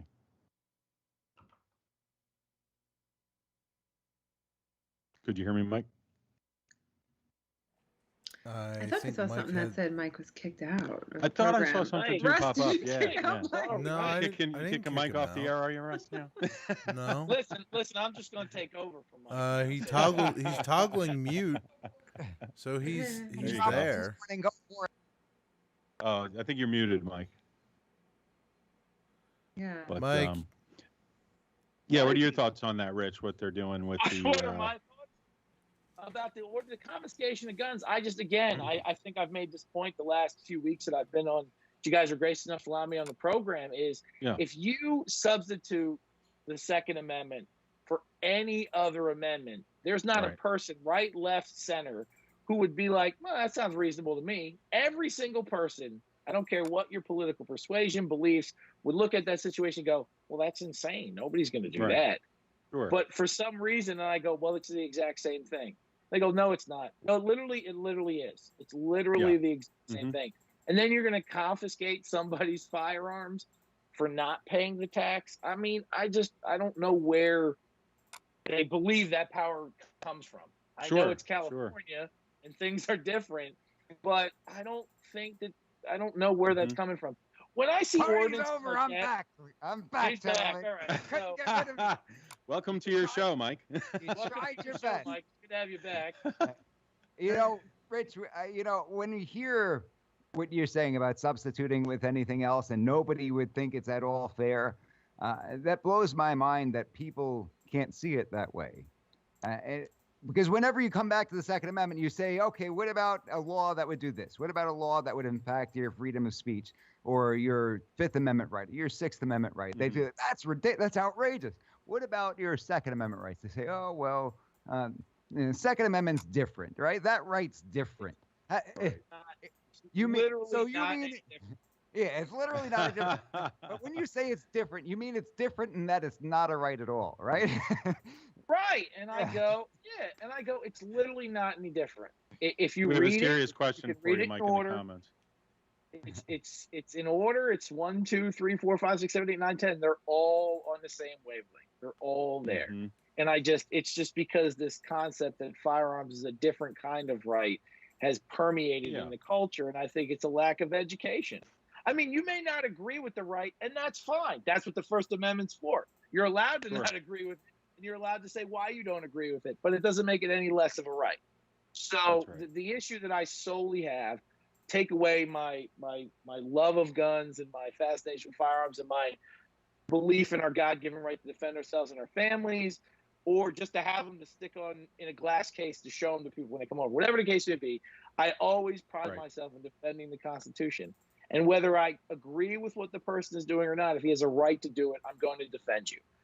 I'm going Kramer to defend. Beretta, we got some great comments over here. I want to get to them because they're blowing up so quickly that I don't want to miss them. We got Kramer Beretta. Were you taken by a UFO for a few minutes, Mike? That seems to be one of the questions. Where were you during That's this? it. I was. I had a mustard break. Randy says I had a mustard break. CB says I had a zucchini break. So what happened was the aliens came and abducted me, and I was on a UFO, and we had, instead of a tea party, a mustard and zucchini party that is apparently customary among the extraterrestrials. So we had a mustard zucchini party. Now we got a couple of good questions here, and I want to get to them before they blow past them. Kramer Beretta says two things that I think are pretty important. Number one, says the first 10 amendments are to protect us citizens from the government. Absolutely 100% correct. We always talk about that in our search and seizure seminars, that protects you from the government, right? When we talk about your Fourth Amendment, how it protects you from the government. And it's an important point is that a lot of people say, well, the Second Amendment gives you the right to do X, Y, and Z. No. It doesn't give you anything. As our founding fathers understood it and intended, the Bill of Rights is there to protect these God-given, pre-existing, inalienable rights from the government. They said, okay, we understand we have these rights. Let's put these in place so the government can't infringe upon these rights that already exist. Because if the government can give you those rights, what can they also do? They can also take them away. And the idea is that these are rights that nobody can take away, and the government should not be infringing upon them as a result. And I think that's where a heavy misunderstanding comes into play over here. But that's absolutely an excellent point from Kramer Beretta on 1 through 10. Also says he actually directly addresses this to Rich. Look at you. Look at you, Rich. He says, Rich, can you see this? He says, you can't see this passing constitutional muster, right? Talking No, it about ordinances. No way. You can't. You have a Well, right. just put it in any other context, and that's really your answer, right? Right. I Problem is they don't care. Right. If you pose a hypothetical, if we imagine it's in front of any court, and a judge goes, "Let me ask you a question," for who's the solicitor or the lawyer for San Jose. Let me ask you a question. If San Jose passed an ordinance, or pick a town in California, San Francisco passed an ordinance that says you're allowed to criticize the government, but you got to pay a tax first. Is that constitutional? And no, you have a freedom of speech. He goes, well, that's the end of this case. I don't even need to hear. We had a 30-minute oral argument set, and that took 30 seconds. Everybody has a nice day. That's the end of the ordinance. No, you can't put a tax on exercising a constitutional right. You just can't. And the failure to pay the tax is you lose your rights. No, I couldn't imagine it. You get a first-year law student to do that. Yeah, I think the judge would be writing an opinion somewhat like what they said in Billy Madison at the end of the competition. Everyone in this room is now dumber, having heard what you just said. You were awarded no points, and may God have mercy on your soul. That would be. It's just, it's amazing, and I know you've had an attorney review the ordinance. Well, most of them do. Local municipalities have an attorney that hire reviewed that ordinance. I go, yeah, who said, oh, yeah, that looks good. I'll put the A-OK on that one. I'm like, you know what? Sounds good to me. Like, who said that was okay? Where'd you go to law school? If you paid that guy a penny, you should get your penny back. That's my legal advice for San Jose, right? Well, I paid him a quarter. Should I get my quarter back? It's funny. All right. Kramer says, unfortunately, this will have to make its way through the courts. That really is unfortunate that we've got to, go to court and fight and, get these laws struck down in the first place, because it's so ridiculous, so outrageous that it doesn't even warrant the time and the expense of doing things like this. But it's got to happen. Well, think about it, Rich. You do a lot of criminal defense. You've done a lot of different areas of criminal defense over the years. So you've got the right to counsel, right? And what happens when somebody doesn't have enough money to afford an attorney because it is a right? What happens? One gets appointed for free. And what do they say? Oh, well, you didn't pay your taxes last year. Do you still get an attorney? You absolutely do. And so if you're the worst dirtbag on the planet and you've done the most heinous crime and you didn't pay your taxes last year, do you still get that right? Are you sure? You do. You do. I'll give you an example talking about constitutional rights and how it applies to everybody. I did another case. It was Commonwealth versus Kwame Barnes. Argued at the Pennsylvania Supreme Court. I had to argue the case. And it was the facts of the case were my client, Mr. Barnes, I probably should call him not Mr. Barnes, literally stuffed his girlfriend, broke her neck, stuffed her in a garbage can, and left her under a bridge. She didn't die. Wow. But what happened is in order to enhance his sentence to a maximum punishment of 40 years in prison, the jury had to find a specific element of the offense, mainly that serious bodily injury was caused by his act in attempting to murder this young lady. The jury was never instructed on that and never found it. So his maximum punishment should have been 20 years in prison. Prosecutor said, nah, we get to I go, listen, I understand the fact of the case and nobody's making any excuse for what this guy did, but his constitutional right says that each and every fact that enhances a punishment must be presented to a jury and found beyond a reasonable doubt. Nobody's defending this guy. He should be in jail, but his rights apply to him. Biggest scumbag in the earth.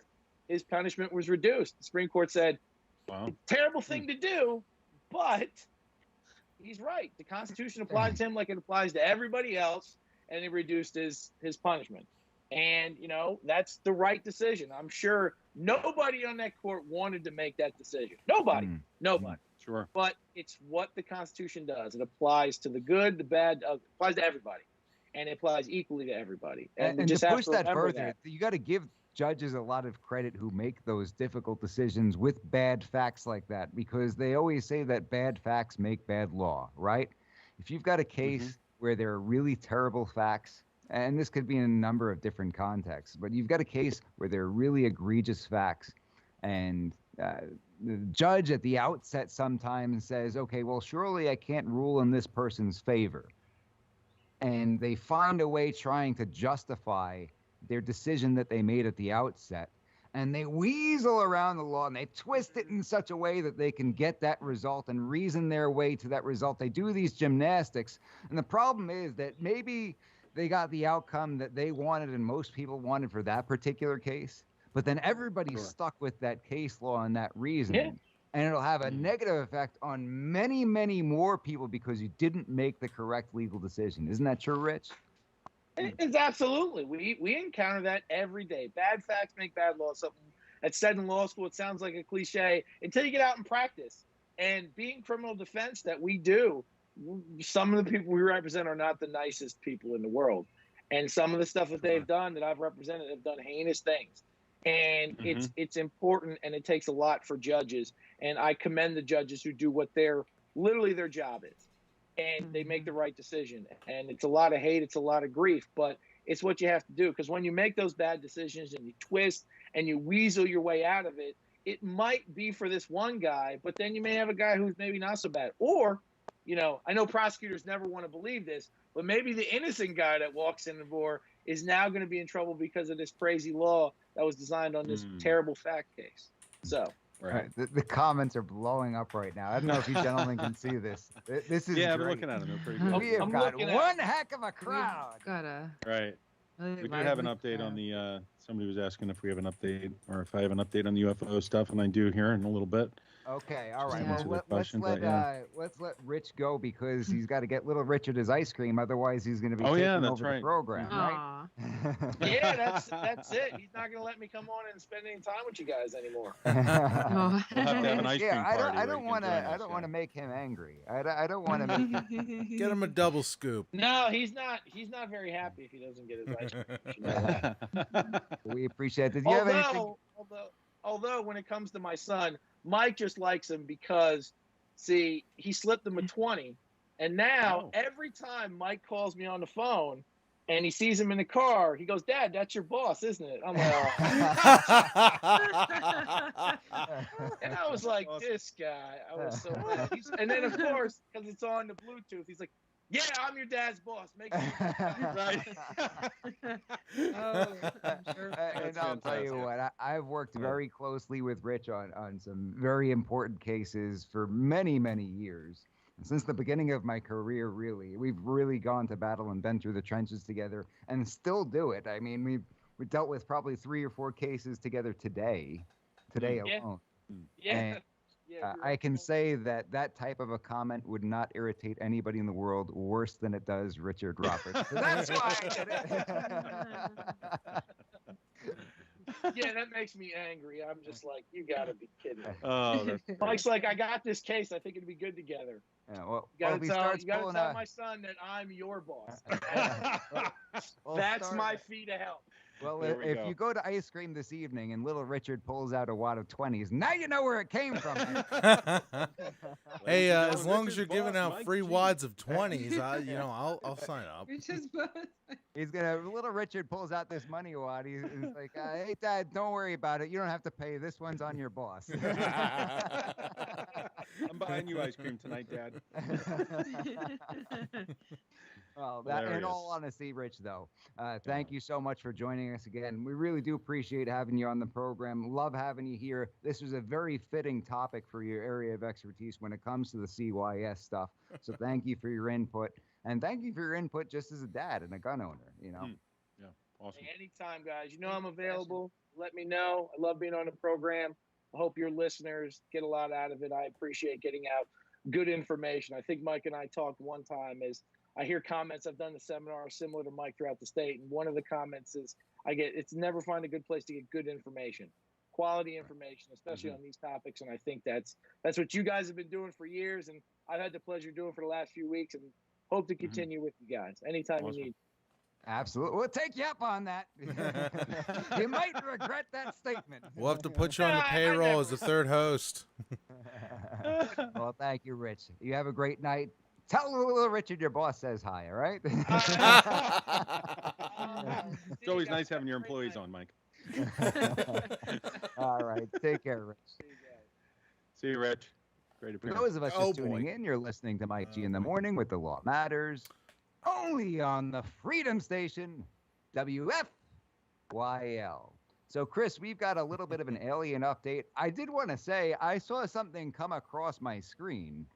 Yeah. You know, we've been promoting relentlessly Audit the Vote PA, and we Yes. couldn't promote it on social media because of the censorship. They wouldn't let it get Sure. out there. They're suppressing everything that we Did you put pay your out First there. Amendment tax on that, or? I didn't pay my First Amendment tax. I was delinquent on my First Amendment tax. Yeah, Right. absolutely. So basically what happened was we tried to put this out there. We had to be all secretive and ninja-like in order to get the information to people. We did a great job in doing so because a lot of people reached out and we were able to encourage them to sign the petition. And I had something come across my screen today that says this is actually happening. They are going to audit the vote in Pennsylvania. Did you see this? Oh, no, I didn't see it yet. That's Yeah, it's something really that's good so news, fresh that interesting we news. really don't have a ton of information, but they've been doing it over in Arizona, and people are concerned about what's going to happen if this does uncover something that was irregular or that shouldn't have happened. What's the recourse at this point? But I think that people who are concerned about it will at least agree with the fact that it's a good thing to ensure transparencies. Right. So Yeah, we'll keep no, that's everybody good. posted on that. Absolutely. Yeah. But important stuff like aliens, right? Well, Important. yeah. CB commented asking if we had an update on the aliens, and a few other people had mentioned it in the comments. So, and over the past year, as our listeners know, I've been talking about this topic, trying to bring some light to what's been going on, and we've seen it really blow up in the mainstream media for the first time in just a few months. The past few months, I should say, with the new release of the Pentagon report. And several months ago, I mentioned that Dr. Greer had a new documentary coming out. Russ, in a moment, I'll have you play maybe the first few minutes of that.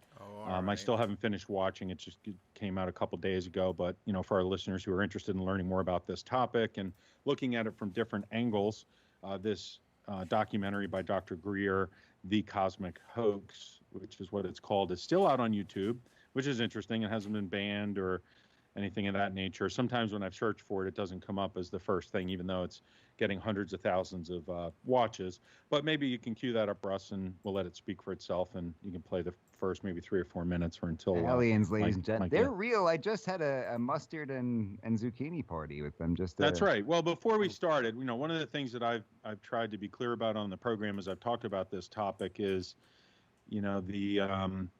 the fact that Dr. Greer, from his perspective, for many years now, he's been claiming and had quite a few witnesses provide testimony through his organization that our government has a rogue entity, the deep state, if you want to call it that, who has control over these gravitational propulsion systems and craft, and that they may use them as some sort of false flag against humanity.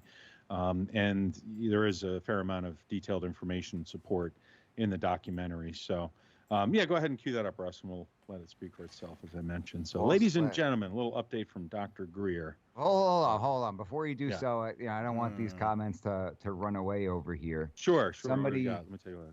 Somebody asked, I think it was Scott. Man, I lost it already. You guys are moving like a freight train. You're moving like a freight train. If vote fraud is found, will they retroactively punish and prosecute those who committed the fraud? That's a good question, because the problem is... I doubt it. What they find, then what, right? So hold on. Let's take 2 minutes before... Take 2 minutes before we get into the alien stuff, because now I don't want to lose my train of thought. No, go ahead. That's I think people's main concern is they want to see people go to jail and be punished.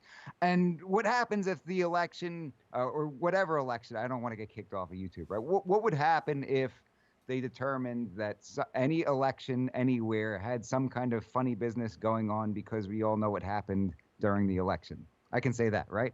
I didn't say anything.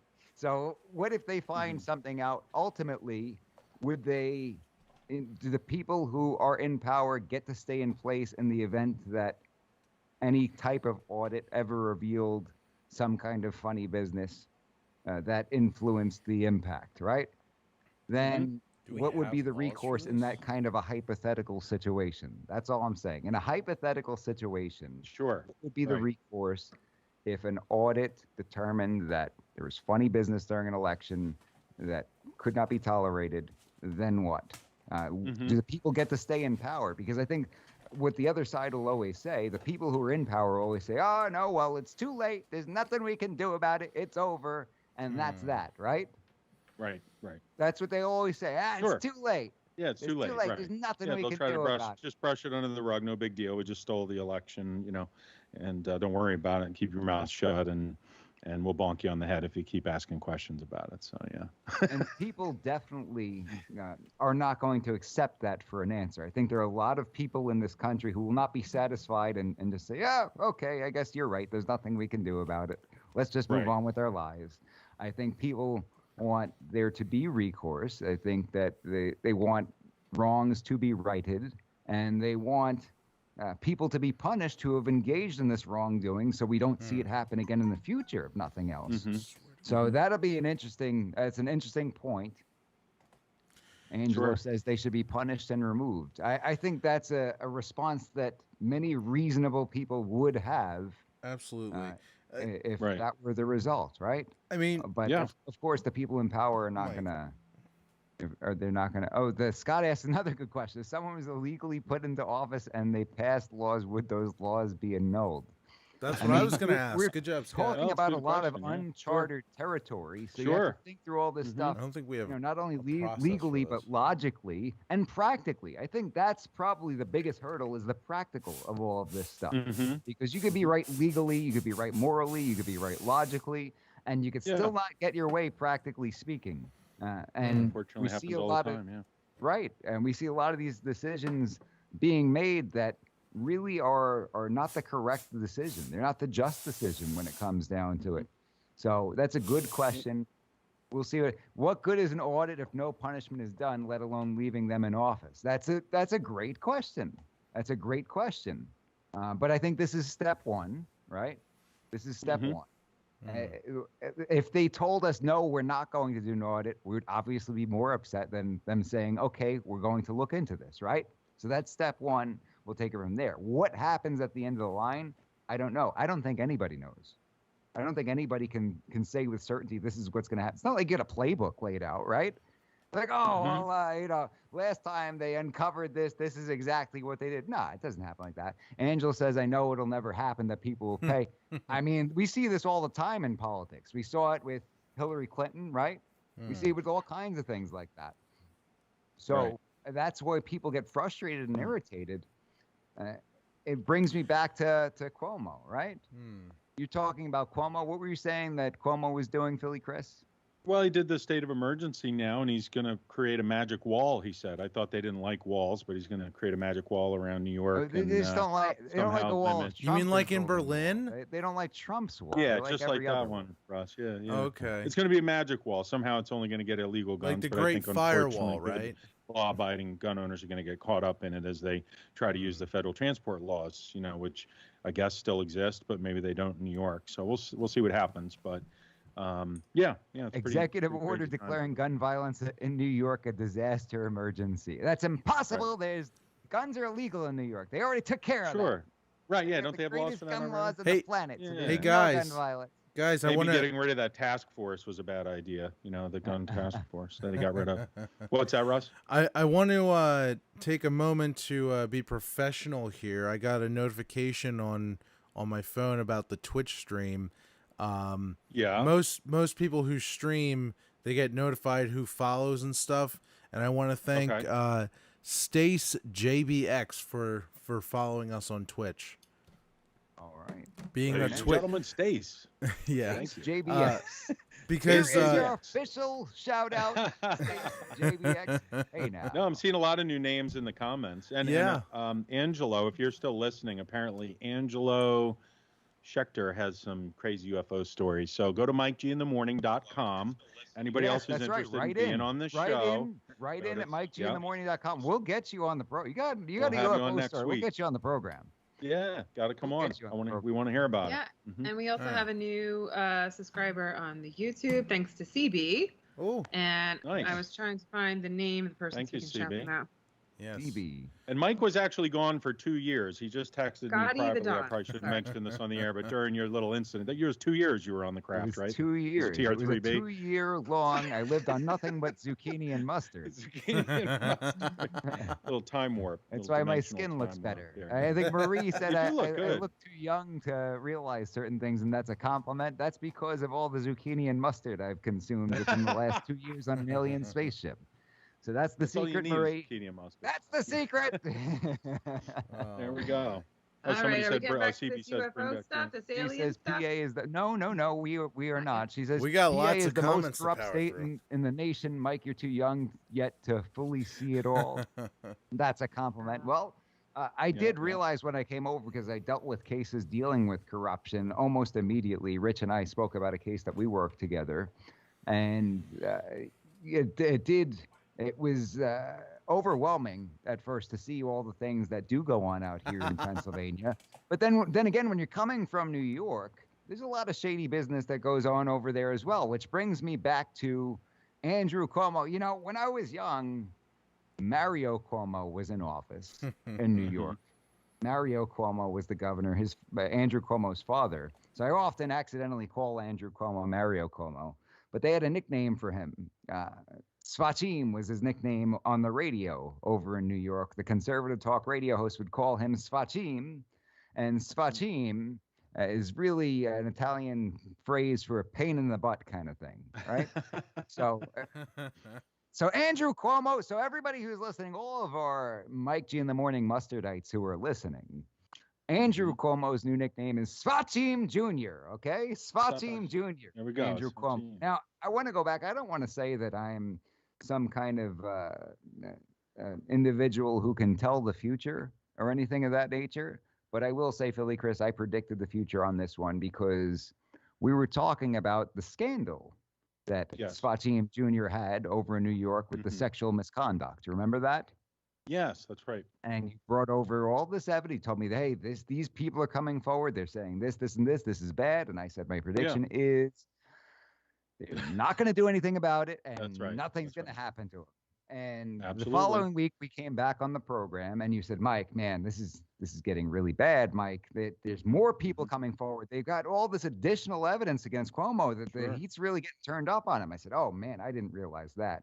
Well, in that case, my prediction is they're not going to get him in trouble, and nothing bad is going to happen to him. And guess what? We're sitting here months and months later, and what happened, Philly Chris? You can say it. Giuliani lost his license. That's what happened. Yeah, Giuliani. That's right. Giuliani Right? lost his license to practice law Right? without Yeah. a hearing. We're in trouble. Yeah. Without a For those of you hearing, who've right? been, yeah. It's in trouble. Svatim Jr. Unscathed, all right?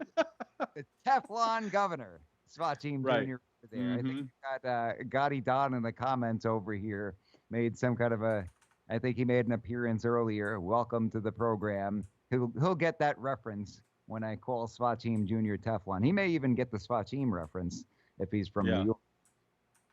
All right, good deal. All right, let's talk about aliens. Marie says, watch out for those Irishmen and Italians. You betcha, Marie. Right. Well, I'm half Irish, half Italian, so you really got to watch me. Watch Yeah. out for all of Philly, Chris, then, right? Yeah, that's right. And watch out for those guys with 2 first names. Yes, CB actually says it right here. CB is on the same page as I am. He says, whatever happened to all the allegations against Cuomo, magically disappeared. Yeah, absolutely. Right. And the moral of the story is, Mike G was right again, isn't he, Philly Chris? You're For usually some right on. Mike. reason, Yeah. there are certain people of a certain political persuasion that Mm. they get accused of Uh-huh. any misconduct, that nothing happens to them and get away with it. Just so Seems happens. to be the case. Yeah. I did not Oh, have good sex deal. relations So with that let's woman. finally get to the aliens. I don't want SWAT team versus SWAT team, battle of the century. Love it, Scott. Yeah. Love it, Scott. Yeah, I'd recommend checking out his documentary. Russ will play that in a moment. You know, everyone decide for yourself, but obviously there's something going on with, you know, the sightings of these craft, and our military now sharing that information more openly than in the past after denying it for decades. So interesting stuff going on. I think we're going to see a lot more, you know, over the next few months and in this fall and winter. I think, you know, we may see quite a bit of activity. And if Dr. Greer's right, then we're going to go through a pretty wild time here sooner than later. So, yeah, when you're ready, Russ, I go ahead can't and help play the myself. first Got to one. get this. Kramer Beretta is one of my favorite. He says, Fredo's head must be spinning right now. I love it. Spinning around and around, yeah. Oh, the comments are They're great. good, good comments tonight. I Thanks love for our everybody listeners, our audience participating. members. Good The stuff. audience member. That's why I've done this program from the very beginning. It has nothing to do with you, Philly Chris. Just so you know. That's not what you told me the other month. Right? All right, times. Hey, we're having let's fun, see right? About the alien stuff. All right, go ahead, Russ. Play the clip. Ladies and gentlemen, The Cosmic Hoax by Dr. Greer. What was it? Stace BX? Was that the name? Hey now. Hey now. Hey now.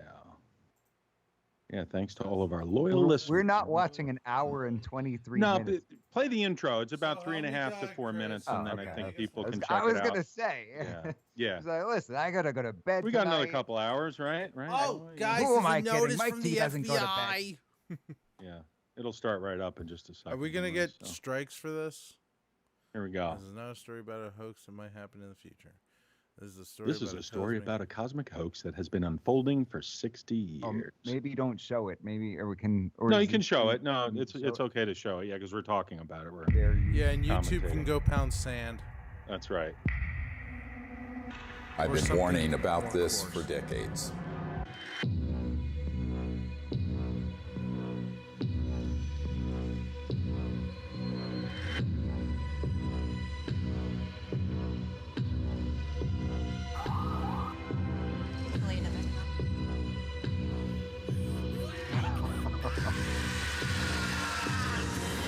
No, not that.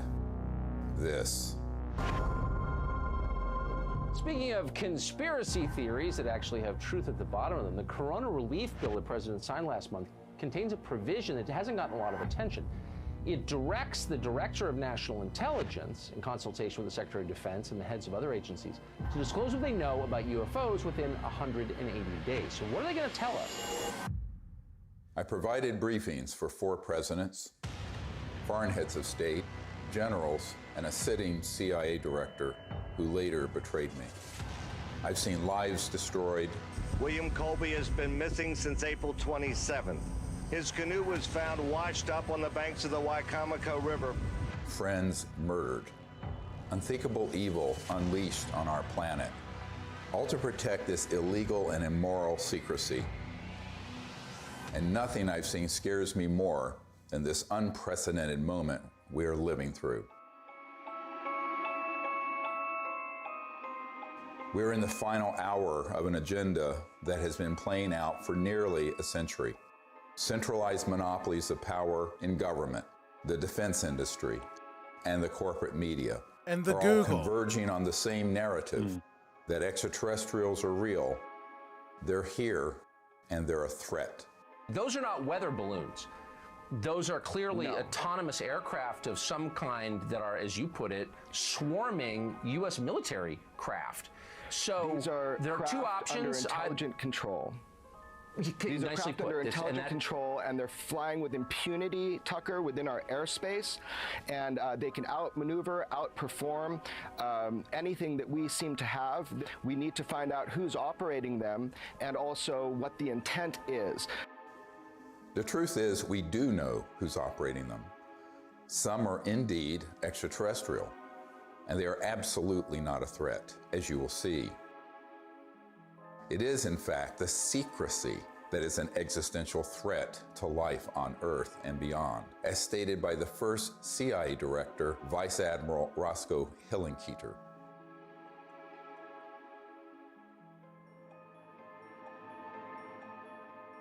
In 2020, I was asked to brief the President and Vice President on a situation that completely spiraled out of their control.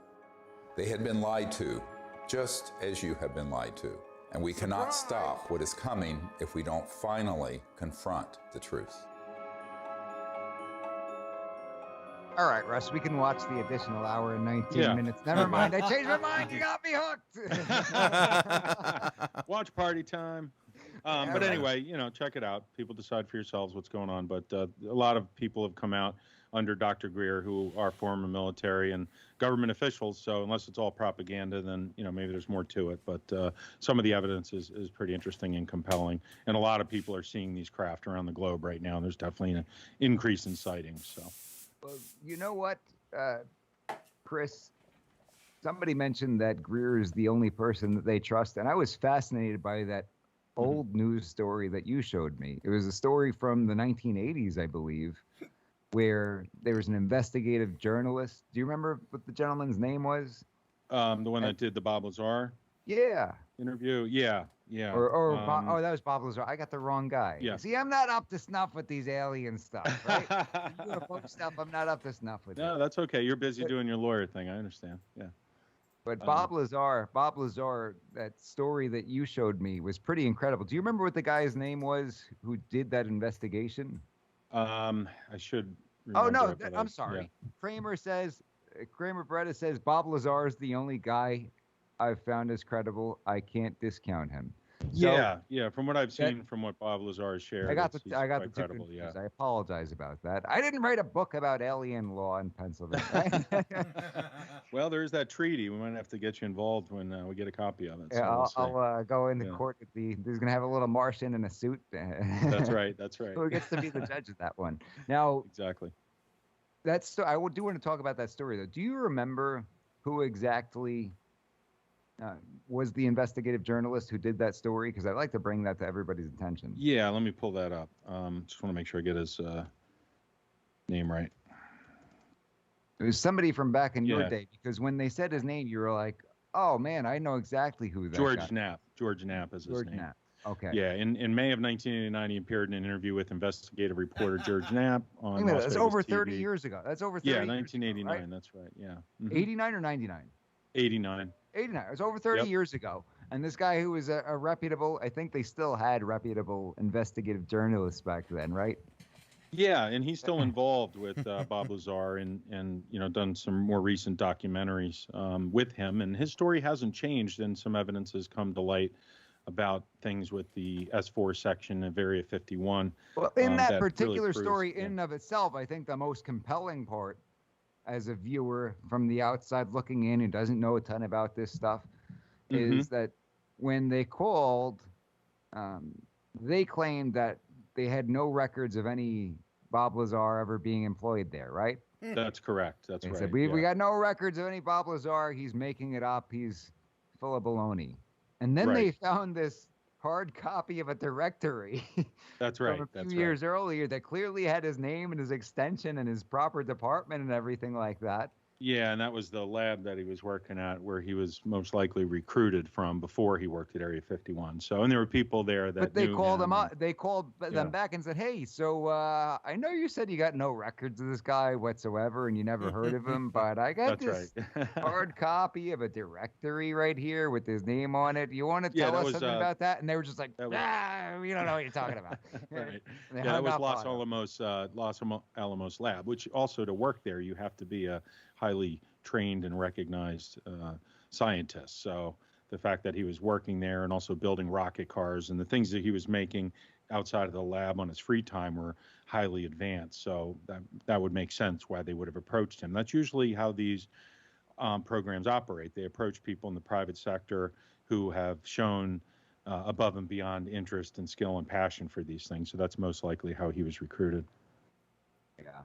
Well, similar to some other people. If you're talking about it from a perspective of court of law, and you have a situation where you have somebody on the stand who's saying something happened, and the other side saying, "Oh, we've got no idea whatsoever what they're talking about," and then you got some kind of physical evidence, right? You got some kind of evidence that corroborates the other side's story, and they stick with, "We have no idea what you're talking about," loses a little bit of credibility, right? Sure. Yeah, absolutely. If you're trying to figure out who's telling the truth, it would seem that the person who goes to, "I have no idea what you're talking about." It's like I was in court, and then there was an investigation that took place, and my client was being accused of something, and their first English was not their first language. They needed an interpreter for the proceedings, and the other witness that they were relying upon, their first language was not English, and even more so, probably knew less English than my client. And so this investigator's talking about how they interviewed my client and this other witness, and I asked if an interpreter was present. Okay. Kramer. No. Oh, geez. Wow. You were aware that English was not their first language? Yes, I was aware. And didn't try to get an interpreter? No. You could have, right? Yes. They have them available, but you right? didn't. Yeah. No. And on redirect, the prosecution tries to rehabilitate him, make him look more credible, and asks questions leading him down the road of things along the lines of, did you not have any questions? Did you not have any concerns that they needed an interpreter? And the guy was basically saying, well, I spoke to them. I asked them if they understood English. They said yes. So I felt comfortable that they understood what we were talking about. Well, what I felt like doing was just saying in a different language, like Spanish or French or whatever. Right. Do you speak Spanish or do you speak French? Because all of us know that much of a language, right? Yeah, sure. You can respond to that type of a question. And for him to just rely on that. So when it comes back to recross, I say, is it your testimony in court today under oath? You interviewed these two individuals and had no concerns whatsoever about a miscommunication or a language barrier? And his response was, well, they told me they spoke English, so that satisfied me. I said, excuse me, that wasn't my question. Is it your testimony in court today under oath? You spoke to these two individuals and had no concerns whatsoever about a language barrier or a miscommunication? His answer was, no, I had no concerns. Which is an even better answer than yes, I had a concern, right? I think because so. by saying no, I had no concerns whatsoever, when these people can't piece a sentence together, that just we can now discount everything you've just said, sir, because you're obviously a total liar. Right. So one answer would have been bad for him. The other answer would have been way worse. He gave the way worse answer. And that's how I see it. That's my roundabout long way of saying that's how I see the Bob Lazar story, with them saying, we know nothing about this guy. We have no idea who you're talking about. And, that directory you're holding, that doesn't exist at all. I don't know what you're talking about. Yeah, a lot of things have come out. I find it fascinating. I mean, we'll see where this goes. I hope I hope, Dr. Greer is not correct, but, he's provided very compelling evidence over the past several decades, and he's had quite a few people come out, who had access to these programs in the military. You can look at his website, the Disclosure Project website, and decide for yourself. But think about what's happened over the past year with COVID and, basically making people wear masks and vaccination and, the squashing of our First Amendment rights through these big tech companies. We're kind of ramping up to some cataclysmic event, it does seem.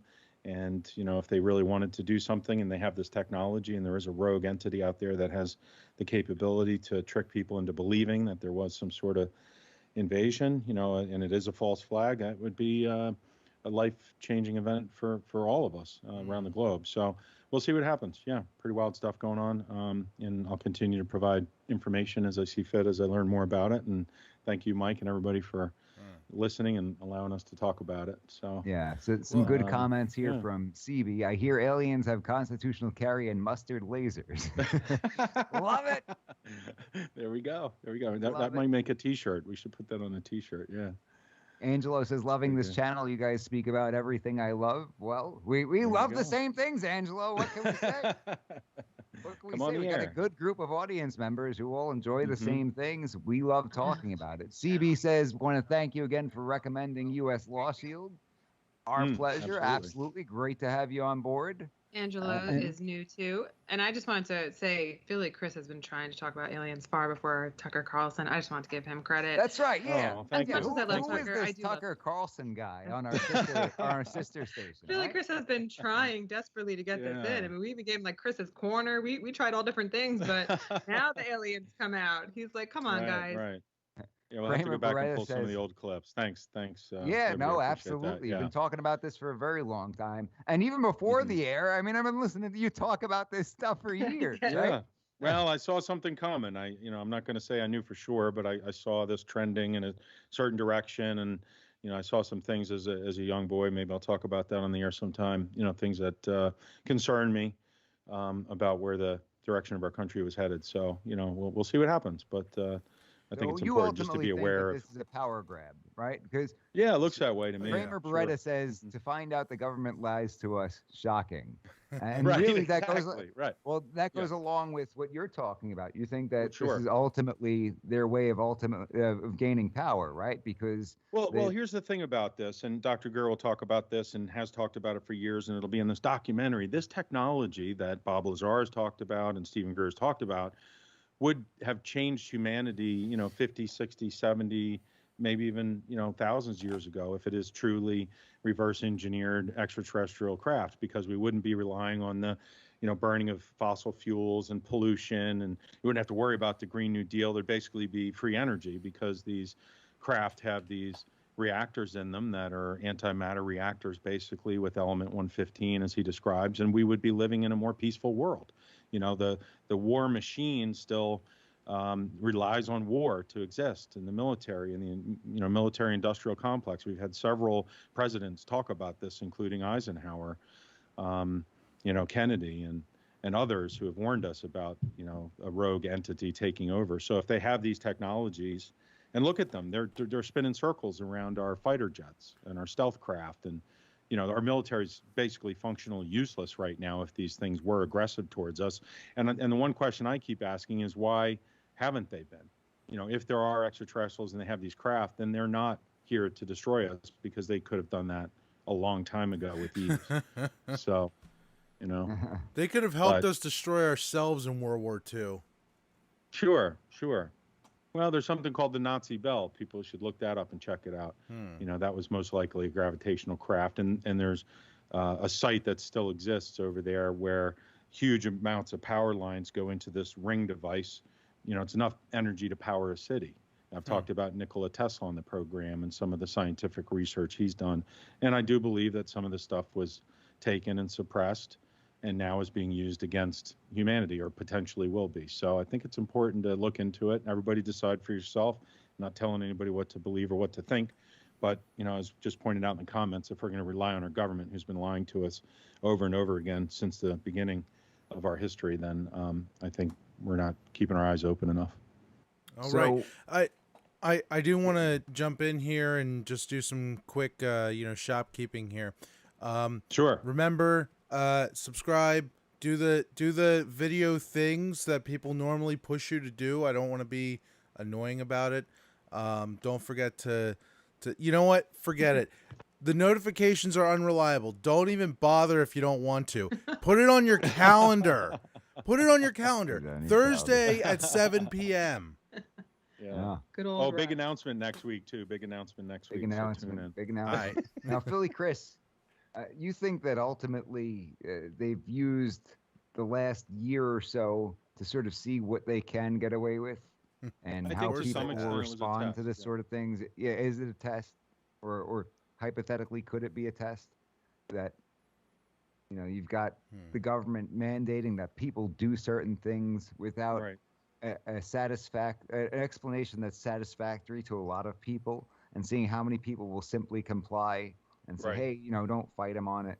Just go ahead and do what they say.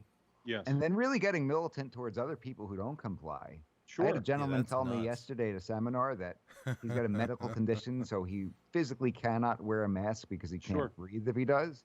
Mm-hmm. And he went into a Wawa.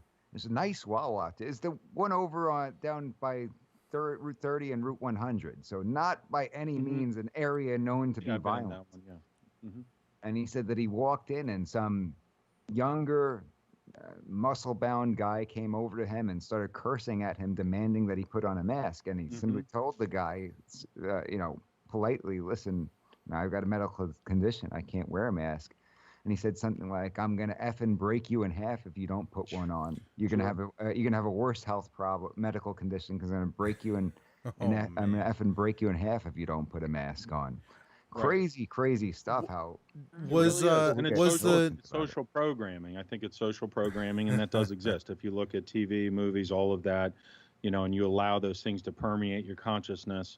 And I didn't wear didn't wear the mask much during the COVID, because when I did the research for myself early on, the masks don't do anything. It says on the box they don't stop a virus. So to me, it became pretty clear early on that this was more about compliance and control. And I had some encounters myself. I was always able to de-escalate them, but I did have a customer hit me on the shoulder one time in a store when I was being confronted by the management team in a grocery store about wearing the mask. And we shouldn't be forced, in my opinion, as a human being, we have inalienable rights about our bodies to put anything on. What's next then? What are they going to say? You have to wear a comet, helmet in case there's going to be an asteroid that hits the globe. You know what I mean?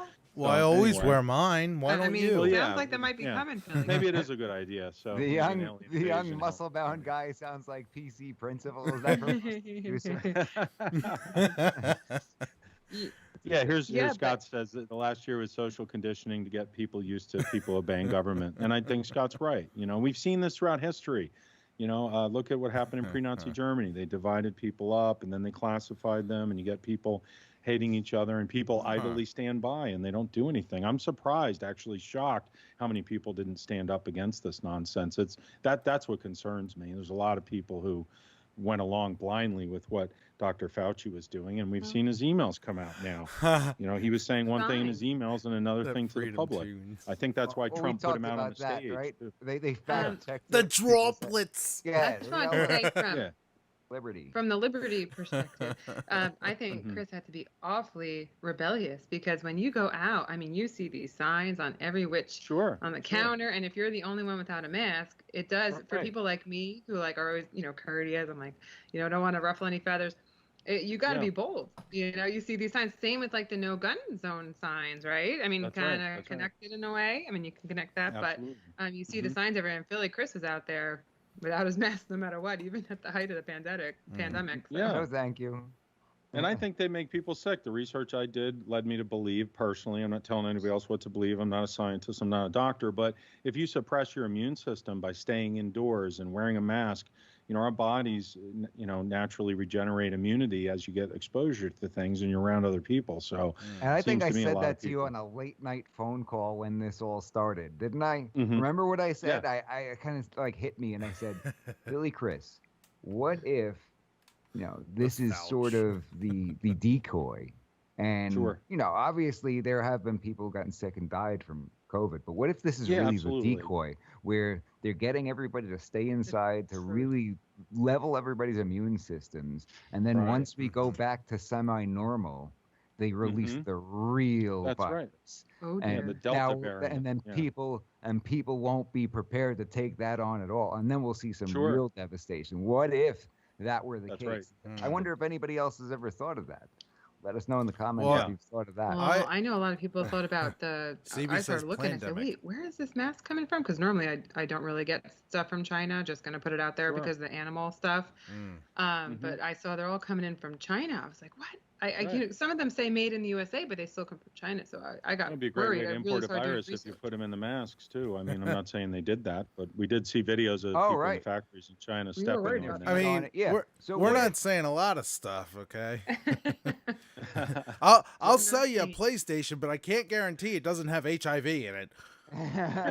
So we're not guaranteeing that it doesn't have corona. Right. Okay. right. We It's not we on the just box. There's no we promise guarantee you there. won't get Yeah, hepatitis. well, they really are though, right? It's like on every single mask, it pretty much says this mask is useless. It Just so says you it know, straight Yeah. up right? Yeah. Doesn't it Yeah. say it on on there? every website. These Yeah, only cloth masks. macroparticles. Some of What- them say, it doesn't work with the virus. I And think then the- I think the particulate point is of the 1,000 mask- times larger. It's, I think the point of the mask was basically so you could tell who's who when the rebellion starts, as far as, if you're on Team Mask, you're with this group. If you're rebelling and not wearing one, which I haven't been wearing one since last June 2020, because I was sick of it. We're probably going to Yeah. have to yank this gonna have episode to- from YouTube, aren't we, Russ? Voluntarily? No, Stay with ever the since that Fauci stuff came out, ever since the CDC said, "Oh, you don't have to wear a mask if you're fully vaccinated," ever since that stuff came out, Oh, YouTube yeah. Well, YouTube has unclenched their butt as far as these rules go. Okay, the last time their rules were updated was May 20th of 2020. They have not updated a single thing, and that's their fault. Right, but I'm not following their old rules. They literally pulled us down for quote unquote medical misinformation when we did nothing of the sort. We read That's through right. their entire rule book on the air. Yeah, went we through each read and through every their point rules. and said, how could we have Obviously, their violated rules this? broke the rules. Their rules broke. course. They broke their own rules.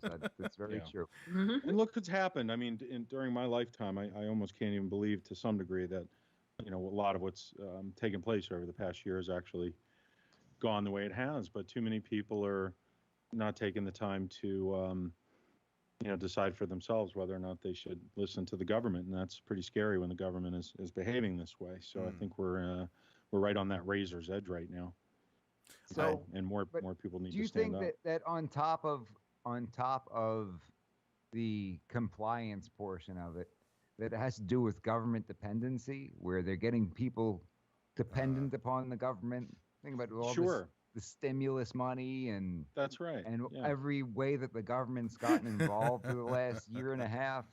Well, I'm glad you then- mentioned that. You remember Chauncey? We had Chauncey on the program Right. about a year or so ago. I happened to see him a few days ago, and he was going on and on about how amazing Joe Biden is doing, like an amazing job he's doing for the country because he's been getting the stimulus money. He's been in a better financial situation, but I don't think he sees the civil liberties that are going away, and maybe he doesn't care. I think we got through to him a bit on the show. Maybe we should replay that episode sometime. But he did end up voting for Joe Biden. He's been very happy with his decision. As far as he's concerned, it's great. I asked him about the crime and the drug problems on the rise around here, and other things that we talk about on the show. But as long as my check clears, right? That's right. Yeah. Unfortunately. So to your point, you were mentioning a moment ago, I think the reliance is there. If you can keep people happy, and the Democrats seem to do that, they keep their voters happy and they keep voting for them. Well, they're paying for life, even though they're These- trapped in the situation they're in. Yeah. So These conversations always make me want to have the people who came over from other countries that went in that direction. I know one guy from there's somebody that we're gonna have a guest on the show. He's from Brazil and he escaped when they were limiting the amount of money you can have in your bank account, things like that. Right, These yeah. episodes Think always about that. scare me. Sure. Don't want to go in that What was direction. it, Venezuela? Was it Venezuela? Yeah, he was from Brazil, I think, but Venezuela is always the one that they use. But Venezuela's this a man mess. was from Brazil, and he wants to come on and tell a story. So we got to get in contact with him. So with the dependency, let's tie this back into the UFOs, right? Yeah, so sure. if they've done everything they can over the last year and a half to get a significant percentage of the population dependent upon the government for their income and for other kinds of necessities, then ultimately could they then use the aliens as an excuse for, okay, now we need to protect you, so you've got to relinquish more control? It's like 9/11. Look what happened after 9/11. That's true. Everybody freaked out, and there was an amazing amount of patriotism. And then the Patriot Act was put into place, and such a great name, even though that trampled all over our freedoms. So we have to and I think that's a point that Dr. Greer makes, and others have made for decades about this possibility. And just imagine if he's right, and all of a sudden, a city gets hit by craft with lasers, and they blow up a few buildings, and people are going to freak out, and they're going to beg Joe Biden to save them. Oh, they're no. Begging him, Yeah, no, I think it's true. Right. And then the military-industrial complex. It's a legitimate possibility if you're thinking about what logically makes sense, right? Right. It's the logic. Yeah, that's a good point. That's how I try to look at it. Like, okay, why would they do this? What would the result be? Just like the pandemic. Why would they continue? 2 weeks to slow the curve, and we're now a year later. And around here in Philly, some places are still telling you to put a mask on, even though the mandate. They have Delta, the new wave of Sure, Delta. and now the Delta Oh, my variant. Who goodness. knows what'll be next? Yeah, And, I believe they released most that in likely Australia first. What's that? Do you Russ? think that it's possible? Do you think that it's possible that they're going to come back and say, after this Delta variant, that they could come back and say, okay, well, we're looking at the numbers, and it looks like we've only had a very small amount of flu deaths because of the measures that we've been taking. And we're unnecessarily allowing all these people to die every year from the flu by not taking these measures. And now that we're wiser and we understand we can save all of these people from dying from the flu, we've got to reinstitute all of these policies so that way we can save more lives from the flu. And if we save just one life, then it'll be worth all of these measures. And if you don't want to comply, well, then it just shows that you're a very selfish person and you only care about yourself. And you don't mind if other people die from the flu, and that's why you won't participate. Unless you're a fetus, then they want you to die. Liberty, you said they already said that about the my flu? doctor and multiple doctors, I think about 2 that I've encountered, have already said that they have not seen cases of the flu this year. And, and somebody else that I know said, it's impossible. I said, oh yeah, I was having the sniffles, but I already had corona. And they were like, well, it can't be the flu. I said, oh, okay. I mean, everybody's very confident. The flu's gone. It's cured. Yeah, CB just said the good thing about all this is that a lot of folks are waking up, and I think more people are waking up. But how many red lines have we crossed right now? They're destroying the dollar. They've trampled all over civil liberties. If this is some sort of test, I think they can see that they can control the masses pretty well. And and who's really in charge of this administration? All they have to do is get rid of the few of us that don't want to comply. Sure, right. Sure. It's been done before. Reminds me of this one episode of The Twilight Zone. You think that there's been this concerted effort to create a less masculine man, so to speak, in the United States? Yeah, For absolutely. that Seen particular that as well, purpose, I believe think there's about hormones how they've in the food. demonized masculinity for all these years, and now we've got, AOC wants to get rid of cows, so you can't even eat meat anymore. There was a study that came out talking about how the properties of this fake meat, I know they want to call it meat. We talked about this on the air with the that's right. imitation meat, but how the properties you can find in these substitutes are not the same as what you would find in real meat. Go figure, right? It's a real head scratcher. It's not. Turns out this stuff you make in a lab isn't the same as the real thing. Get out of Wow, I'm fake no meat is scientist or fake? anything. Who would have ever guessed? I'm not a scientist or anything, but it seems pretty self-explanatory to me. But that's Corbin just part of it, right? Take away everybody's guns, make everybody afraid to say the wrong thing. Sure. Make to all the change guys into what we wimps. know about masculinity, right? Turn everything into toxic. You can't do that because it's toxic. Yeah. You can't behave that. And they're even doing that in the military. Docile, They're compliant. Well, sure. Have a docile, compliant population who's disarmed, who's malnourished, devoid of all testosterone. I don't know if you can say malnourished. There's plenty of overweight people. Well, there's a difference between being fat and that doesn't mean they're right? nourished properly. Yeah, yeah. Yeah, You can have a bunch I of guess that empty is a type of calories. malnourished. If you're eating Play-Doh all day, you might weigh 400 pounds. But, Are you speaking from experience, Chris? You look very Corbin's thin. comment's good too. Corbin said, Play-Doh "No eating, argument for knucklehead. saving abortion. lives holds no weight when they support abortion." So that's a good point. Yeah. Right. A lot of Those backwards lives thinking don't going on. count, Corbin. Not a lot of Those aren't critical thinking. lives.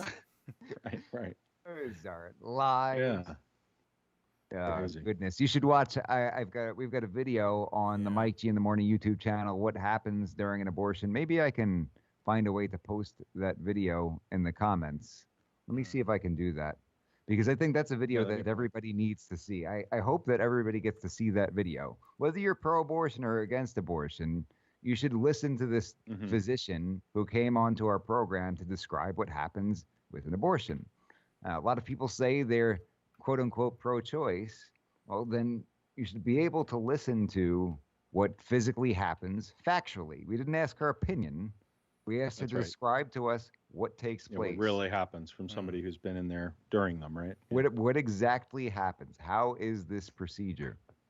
So, but if they keep pushing this whole science thing, like they really do ignore that type of thing. Like they just say, but it's science, like it's science. It's not. Convenient. They like take the human away from it. It's like a zygote or whatever they say. Like they're not saying it's a human being. And I'm seeing these science advertisements everywhere. Like, and I understand there obviously science has its use, but they keep pushing it. It's science, and they make you look like a fool if you're going against anything that they're saying. Unless you're transgender, then it's not science. Well, science is also always crazy. evolving too. So. Unless Trump came up with it, then it's not science. Yeah, if Trump says it, it's automatically wrong, especially that lab leak that probably maybe didn't perhaps happen.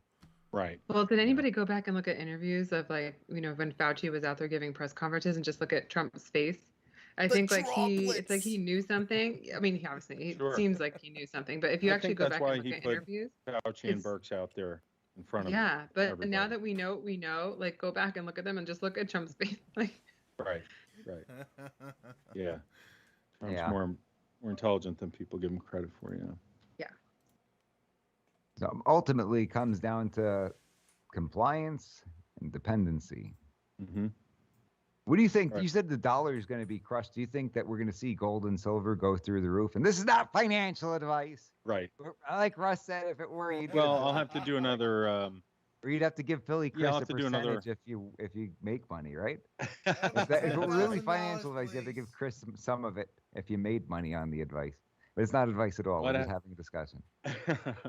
CB has a good point. He says, do you know more African American babies in NYC are aborted than born alive? We actually had somebody come on the program and tell us that statistic and looked into it to confirm. That's right. That's right. Very good point. People should talk about that. I think I said that. Actually, Philly Chris, when you did that interview on the street with that Biden supporter, remember that? You did mention that. That's right. Down in Center City. I mentioned that. Yeah. And I asked him what he thought about that. And he said he didn't mind or something, and you're like, he didn't mind. He said, I loved your reaction to that. You're like, he says he's okay with it. Yeah, he's just okay. It's not a problem really for him. Yeah, he's here. He got through. So. Yeah, we'll have to talk about gold and silver again. I think that several months back when I initially was talking about it on the show, it was around $14 to $18, and now it's quite a bit higher. And the other thing I've noticed going in and out of the dealers in the area, the shops, is it's definitely harder to get. And the Silver Eagles are going for over $40 as of a few weeks ago. So that's if it's you more can than double. Physically find it, right? Right, exactly. If you go on one of these sites and try to get involved in a trust, I don't think they show spot that high, as you're saying, do they? No, I don't think so. Let me look it up now just to see where it's at. But the spot price versus what they actually sell for. Yeah, that's a good point, right? Yeah, they could say whatever they want on the internet. If you can't find it in a store for any cheap, for that price, then that's not really an accurate way to take a look at it, right? Yeah, we should replay that clip. We got to go back through some of the old. You want to prove that Philly Chris was correct? He was correct, guys. Can I play a clip? Just for pure entertainment. Sure. What do you got there, Russ? Let's see what's the spot price. It says 26. It's about 26.03. Yeah. Okay, so $26. You're saying though, if you want to go in and physically find Silver Eagle, which is an ounce, right? That you can't find it at, and usually they'll be a few dollars more than spot. Usually, yeah, they used to be like $2, $2 to $2.50. You know, over spot, but now they're going for premium. Let's say it's $5 to be conservative, right? Sure. Even if you're so that's $5 $31, $32. That's $31, and you're saying you can't find him for less than $40, right? A few weeks ago, I went into a few shops out of curiosity, and they were so limited that they were over $40. You know, well, it's not like it was $40 a few weeks ago, and now it's 26. You know, right? It's not like the market's changed that much. No. It could still be. I'll do some more research. Does that show market manipulation? Yeah, maybe well, you that's should also go a single coin. Chris, that's also a go single into coin. One of the stores and ask them questions. I'm gonna see if we can get an expert on. Yeah, I'll talk to some of these. Go into the store and ask them. Make a video. Do you guys remember when we had that coin shortage? All right. What's that, Russ? You remember when we had that coin shortage? Was that the push to go to the digital dollar? What's that? Yeah, and they're also working on that. Yeah, the digital dollars being worked there on were. right now, I think it was in our new social credit scores too. Toward the beginning of the pandemic, they were collecting coins at the. I mainly saw it at Wawa because that's where I went most of the time.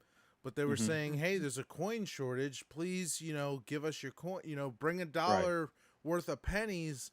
And we'll give you like $5 or a hoagie or something. Right. Yeah, I remember Wawa was doing and it's like, well, why would you do that at a loss? What's the? I think they're gonna melt them down. Yeah, I saw it at a couple stores, and I wanted to give my public service announcement. Remember to keep some cash and, regular old-fashioned ways of paying, because my phone. Okay, my phone shut down, and I totally was out of phone because I had the storage problem from a lot of the Mike G in the Morning videos on my phone. That's what you get for having an iPhone. And so my phone just shut down, stopped working, and a couple of things that I used to scan it, right? I was like, what am I going to do for this and this? I can't get to my, the bank account, all the stuff that was on my phone. And it really made me realize, like, whoa, put the brakes on. Sure. Don't rely so much. Imagine 10 years, 20 years from now, everything's on the phone. Well, they're going to be Neuralink. Everybody, if Elon Musk gets this Neuralink out, people they'll be jacked in wirelessly right through their brains. So they're going to be putting one in a person soon. Of the plug on all of us, and we're all relying on this, and we're, you know what I mean? So it made me really think, I better get some stuff in the boards and the floor or something. That's right. There you go. Yeah. Gold and silver. Here I come. Time to hide it in the mattress like the old days. Just don't use your mattress. Right. Yeah. Oh, man. Dr. Snakes Wilson has cash in his mattress with his snakes. that might be Go ahead, Russ. We've been cutting Russ off. What do you want to show us? Didn't we in the first depression, didn't they used to keep cash in the freezer? Cold hard cash? Probably. Cold hard cash. Yeah. In the walls. Sometimes people still find old money in walls, Money in the walls. Yeah. Or in the back of a painting or something, like a movie. Russ, didn't you say you had a video to show us? Why don't you show us this and then we'll wrap it up? Yeah. Sounds good. Chris and I have gone through several rabbit holes this evening. Yeah. Fun stuff. Anyway, I wanna end the show with this. This is from Freedom Tunes. Go over to their channel, show them some love, tell them Mike G sent you, and enjoy. Do that after you view this though, and enjoy this video. All right. Yeah, they have some good stuff. Ugh, what are you doing without a mask? You're going to get your droplets all over me. Look, Dr. Fauci, it's been an interesting year or so, but After those emails got leaked, I don't think I can trust you anymore. Oh, you don't need to worry about those. It's me, Dr. Fauci. I wouldn't hurt you. Let's just stay locked down a little bit longer. And if you're good, I'll let you gather with 3 of your friends on the 4th of July. No, I'm done letting you control me. Ugh, control you? Have you been talking to Rand Paul again? I told you to socially distance from him. Rand is my friend. He listens to me. He wants to get you killed, Andrew. I'm your only real friend. You need to figure that out before it's too late. Look, Dr. Fauci, at the start, we both agreed this was going to be a short, 2-week-long thing. But then it blew up into something long-term and serious because I was too passive to assert that I needed freedom. And you kept manipulating me into thinking I needed you. Andrew, listen to me. If you leave me, your grandmother is going to die. See, this is exactly what I mean, Dr. Fauci. Look, I'm sorry. It's true, Andrew. The droplets, Andrew! The droplets are going to get all over your grandmother. Stop saying droplets, please. She's going to be covered in the droplets, Andrew! She's going to die! Why should I believe you? After you've lied to me? I'm done. And I mean it this time. What use is it? You're right. I'm so useless. I can't do anything right. Of course I messed this whole thing up. No, come on. That's not true. Don't cry. Droplets. Droplets. Don't cry. I've got droplets coming from my eyes.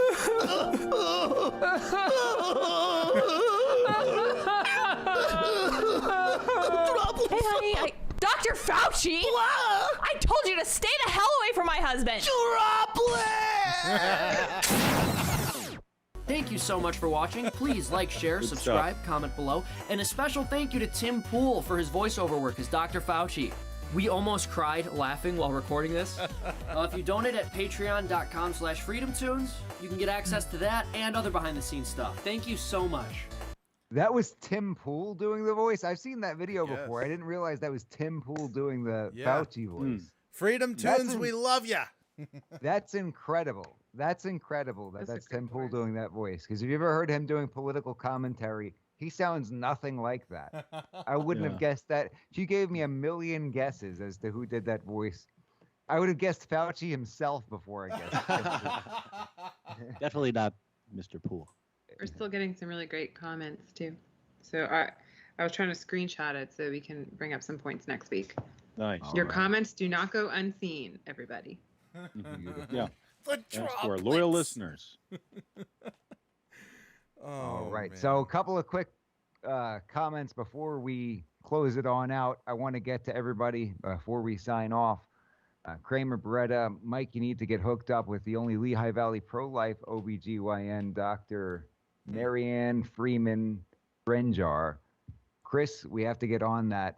Bring her on this program. She is certainly welcome anytime. Anytime. She wants to come on the program. 100%. Love having pro-life folks on with us. And then we've got Corbin saying, I like using their argument, my body, my choice, for not wearing a mask. Well, I disagree with the my body, my choice on the other argument because I saw this meme of Dwight from The Office saying, if it were really your body, you'd be the one that died, right? Well, there's that. Stop poking holes in my arguments. Yeah. Yeah, and there's that other argument. Liberty, I believe you raised one time where you said that if ultimately it were the person's choice because it were their body, then surrogate mothers could choose to abort the child, right? Right. Why would it be any different? I have an update on that, but I have to check it, so maybe I'll update next week. It was actually on one of the Kardashians came out and was actually using a surrogate. And they actually have to sign some legal paperwork that actually brings that up, that the mother can choose when it's in their body to, I think, terminate the pregnancy. But I want to check on that. So not my body, but still my choice.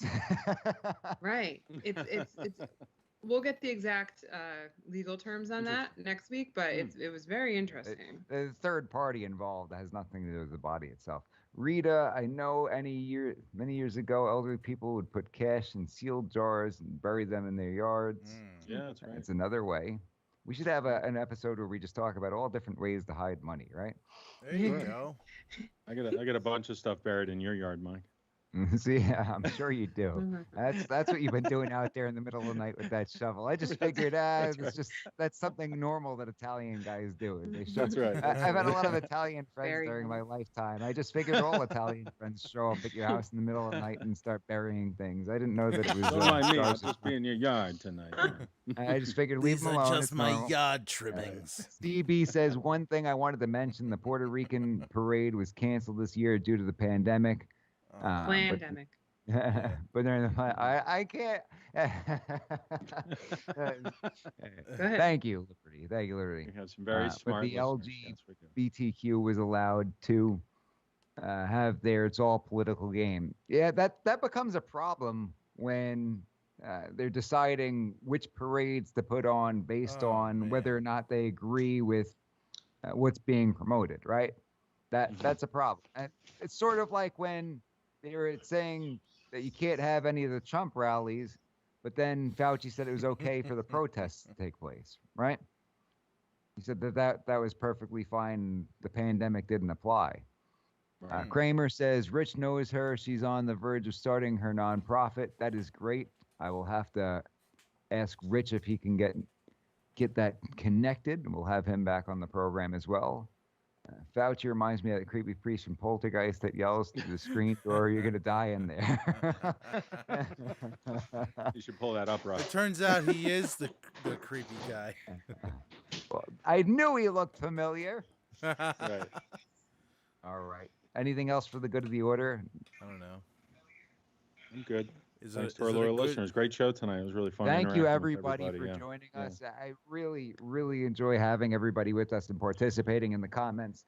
If anybody is willing and daring enough to come on the air, write us at MikeGinthemorning.com. Let us know you want to come on the program. We will get you on. We will do it. Ask anybody who's tried it in the past. We get you on the program. And, it's always great to hear all these different perspectives on these different issues. That's all we got for tonight. Whoa. I'll have to close this out. What do you mean to play us out? What does that mean? I'll write it and I'll do it live. Yeah. All right. Thanks, CB. Thanks, everybody.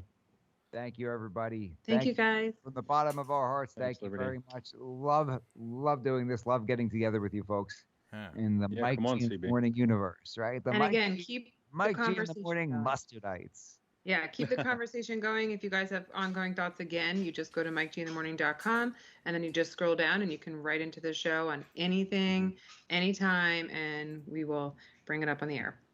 Mike's going to have more of his employees on too, like Rich. So. Oh, he's good. He's going to come find you for that one. Yeah, I know. I'm just kidding. He's making lawyers great again. There you go, Rich. Thanks for doing that. Lawyers great again. All right. Nice stuff. All right, guys. Peace and love. Peace and love. I need you to sign off, Mike. That's all the time we've got for today. Stick around for We the People, the Constitution Matters. Pastor David Whitney, Professor Phil Duffy. I'll be joining as your legal analyst. We miss you, Ellie. Daddy loves you.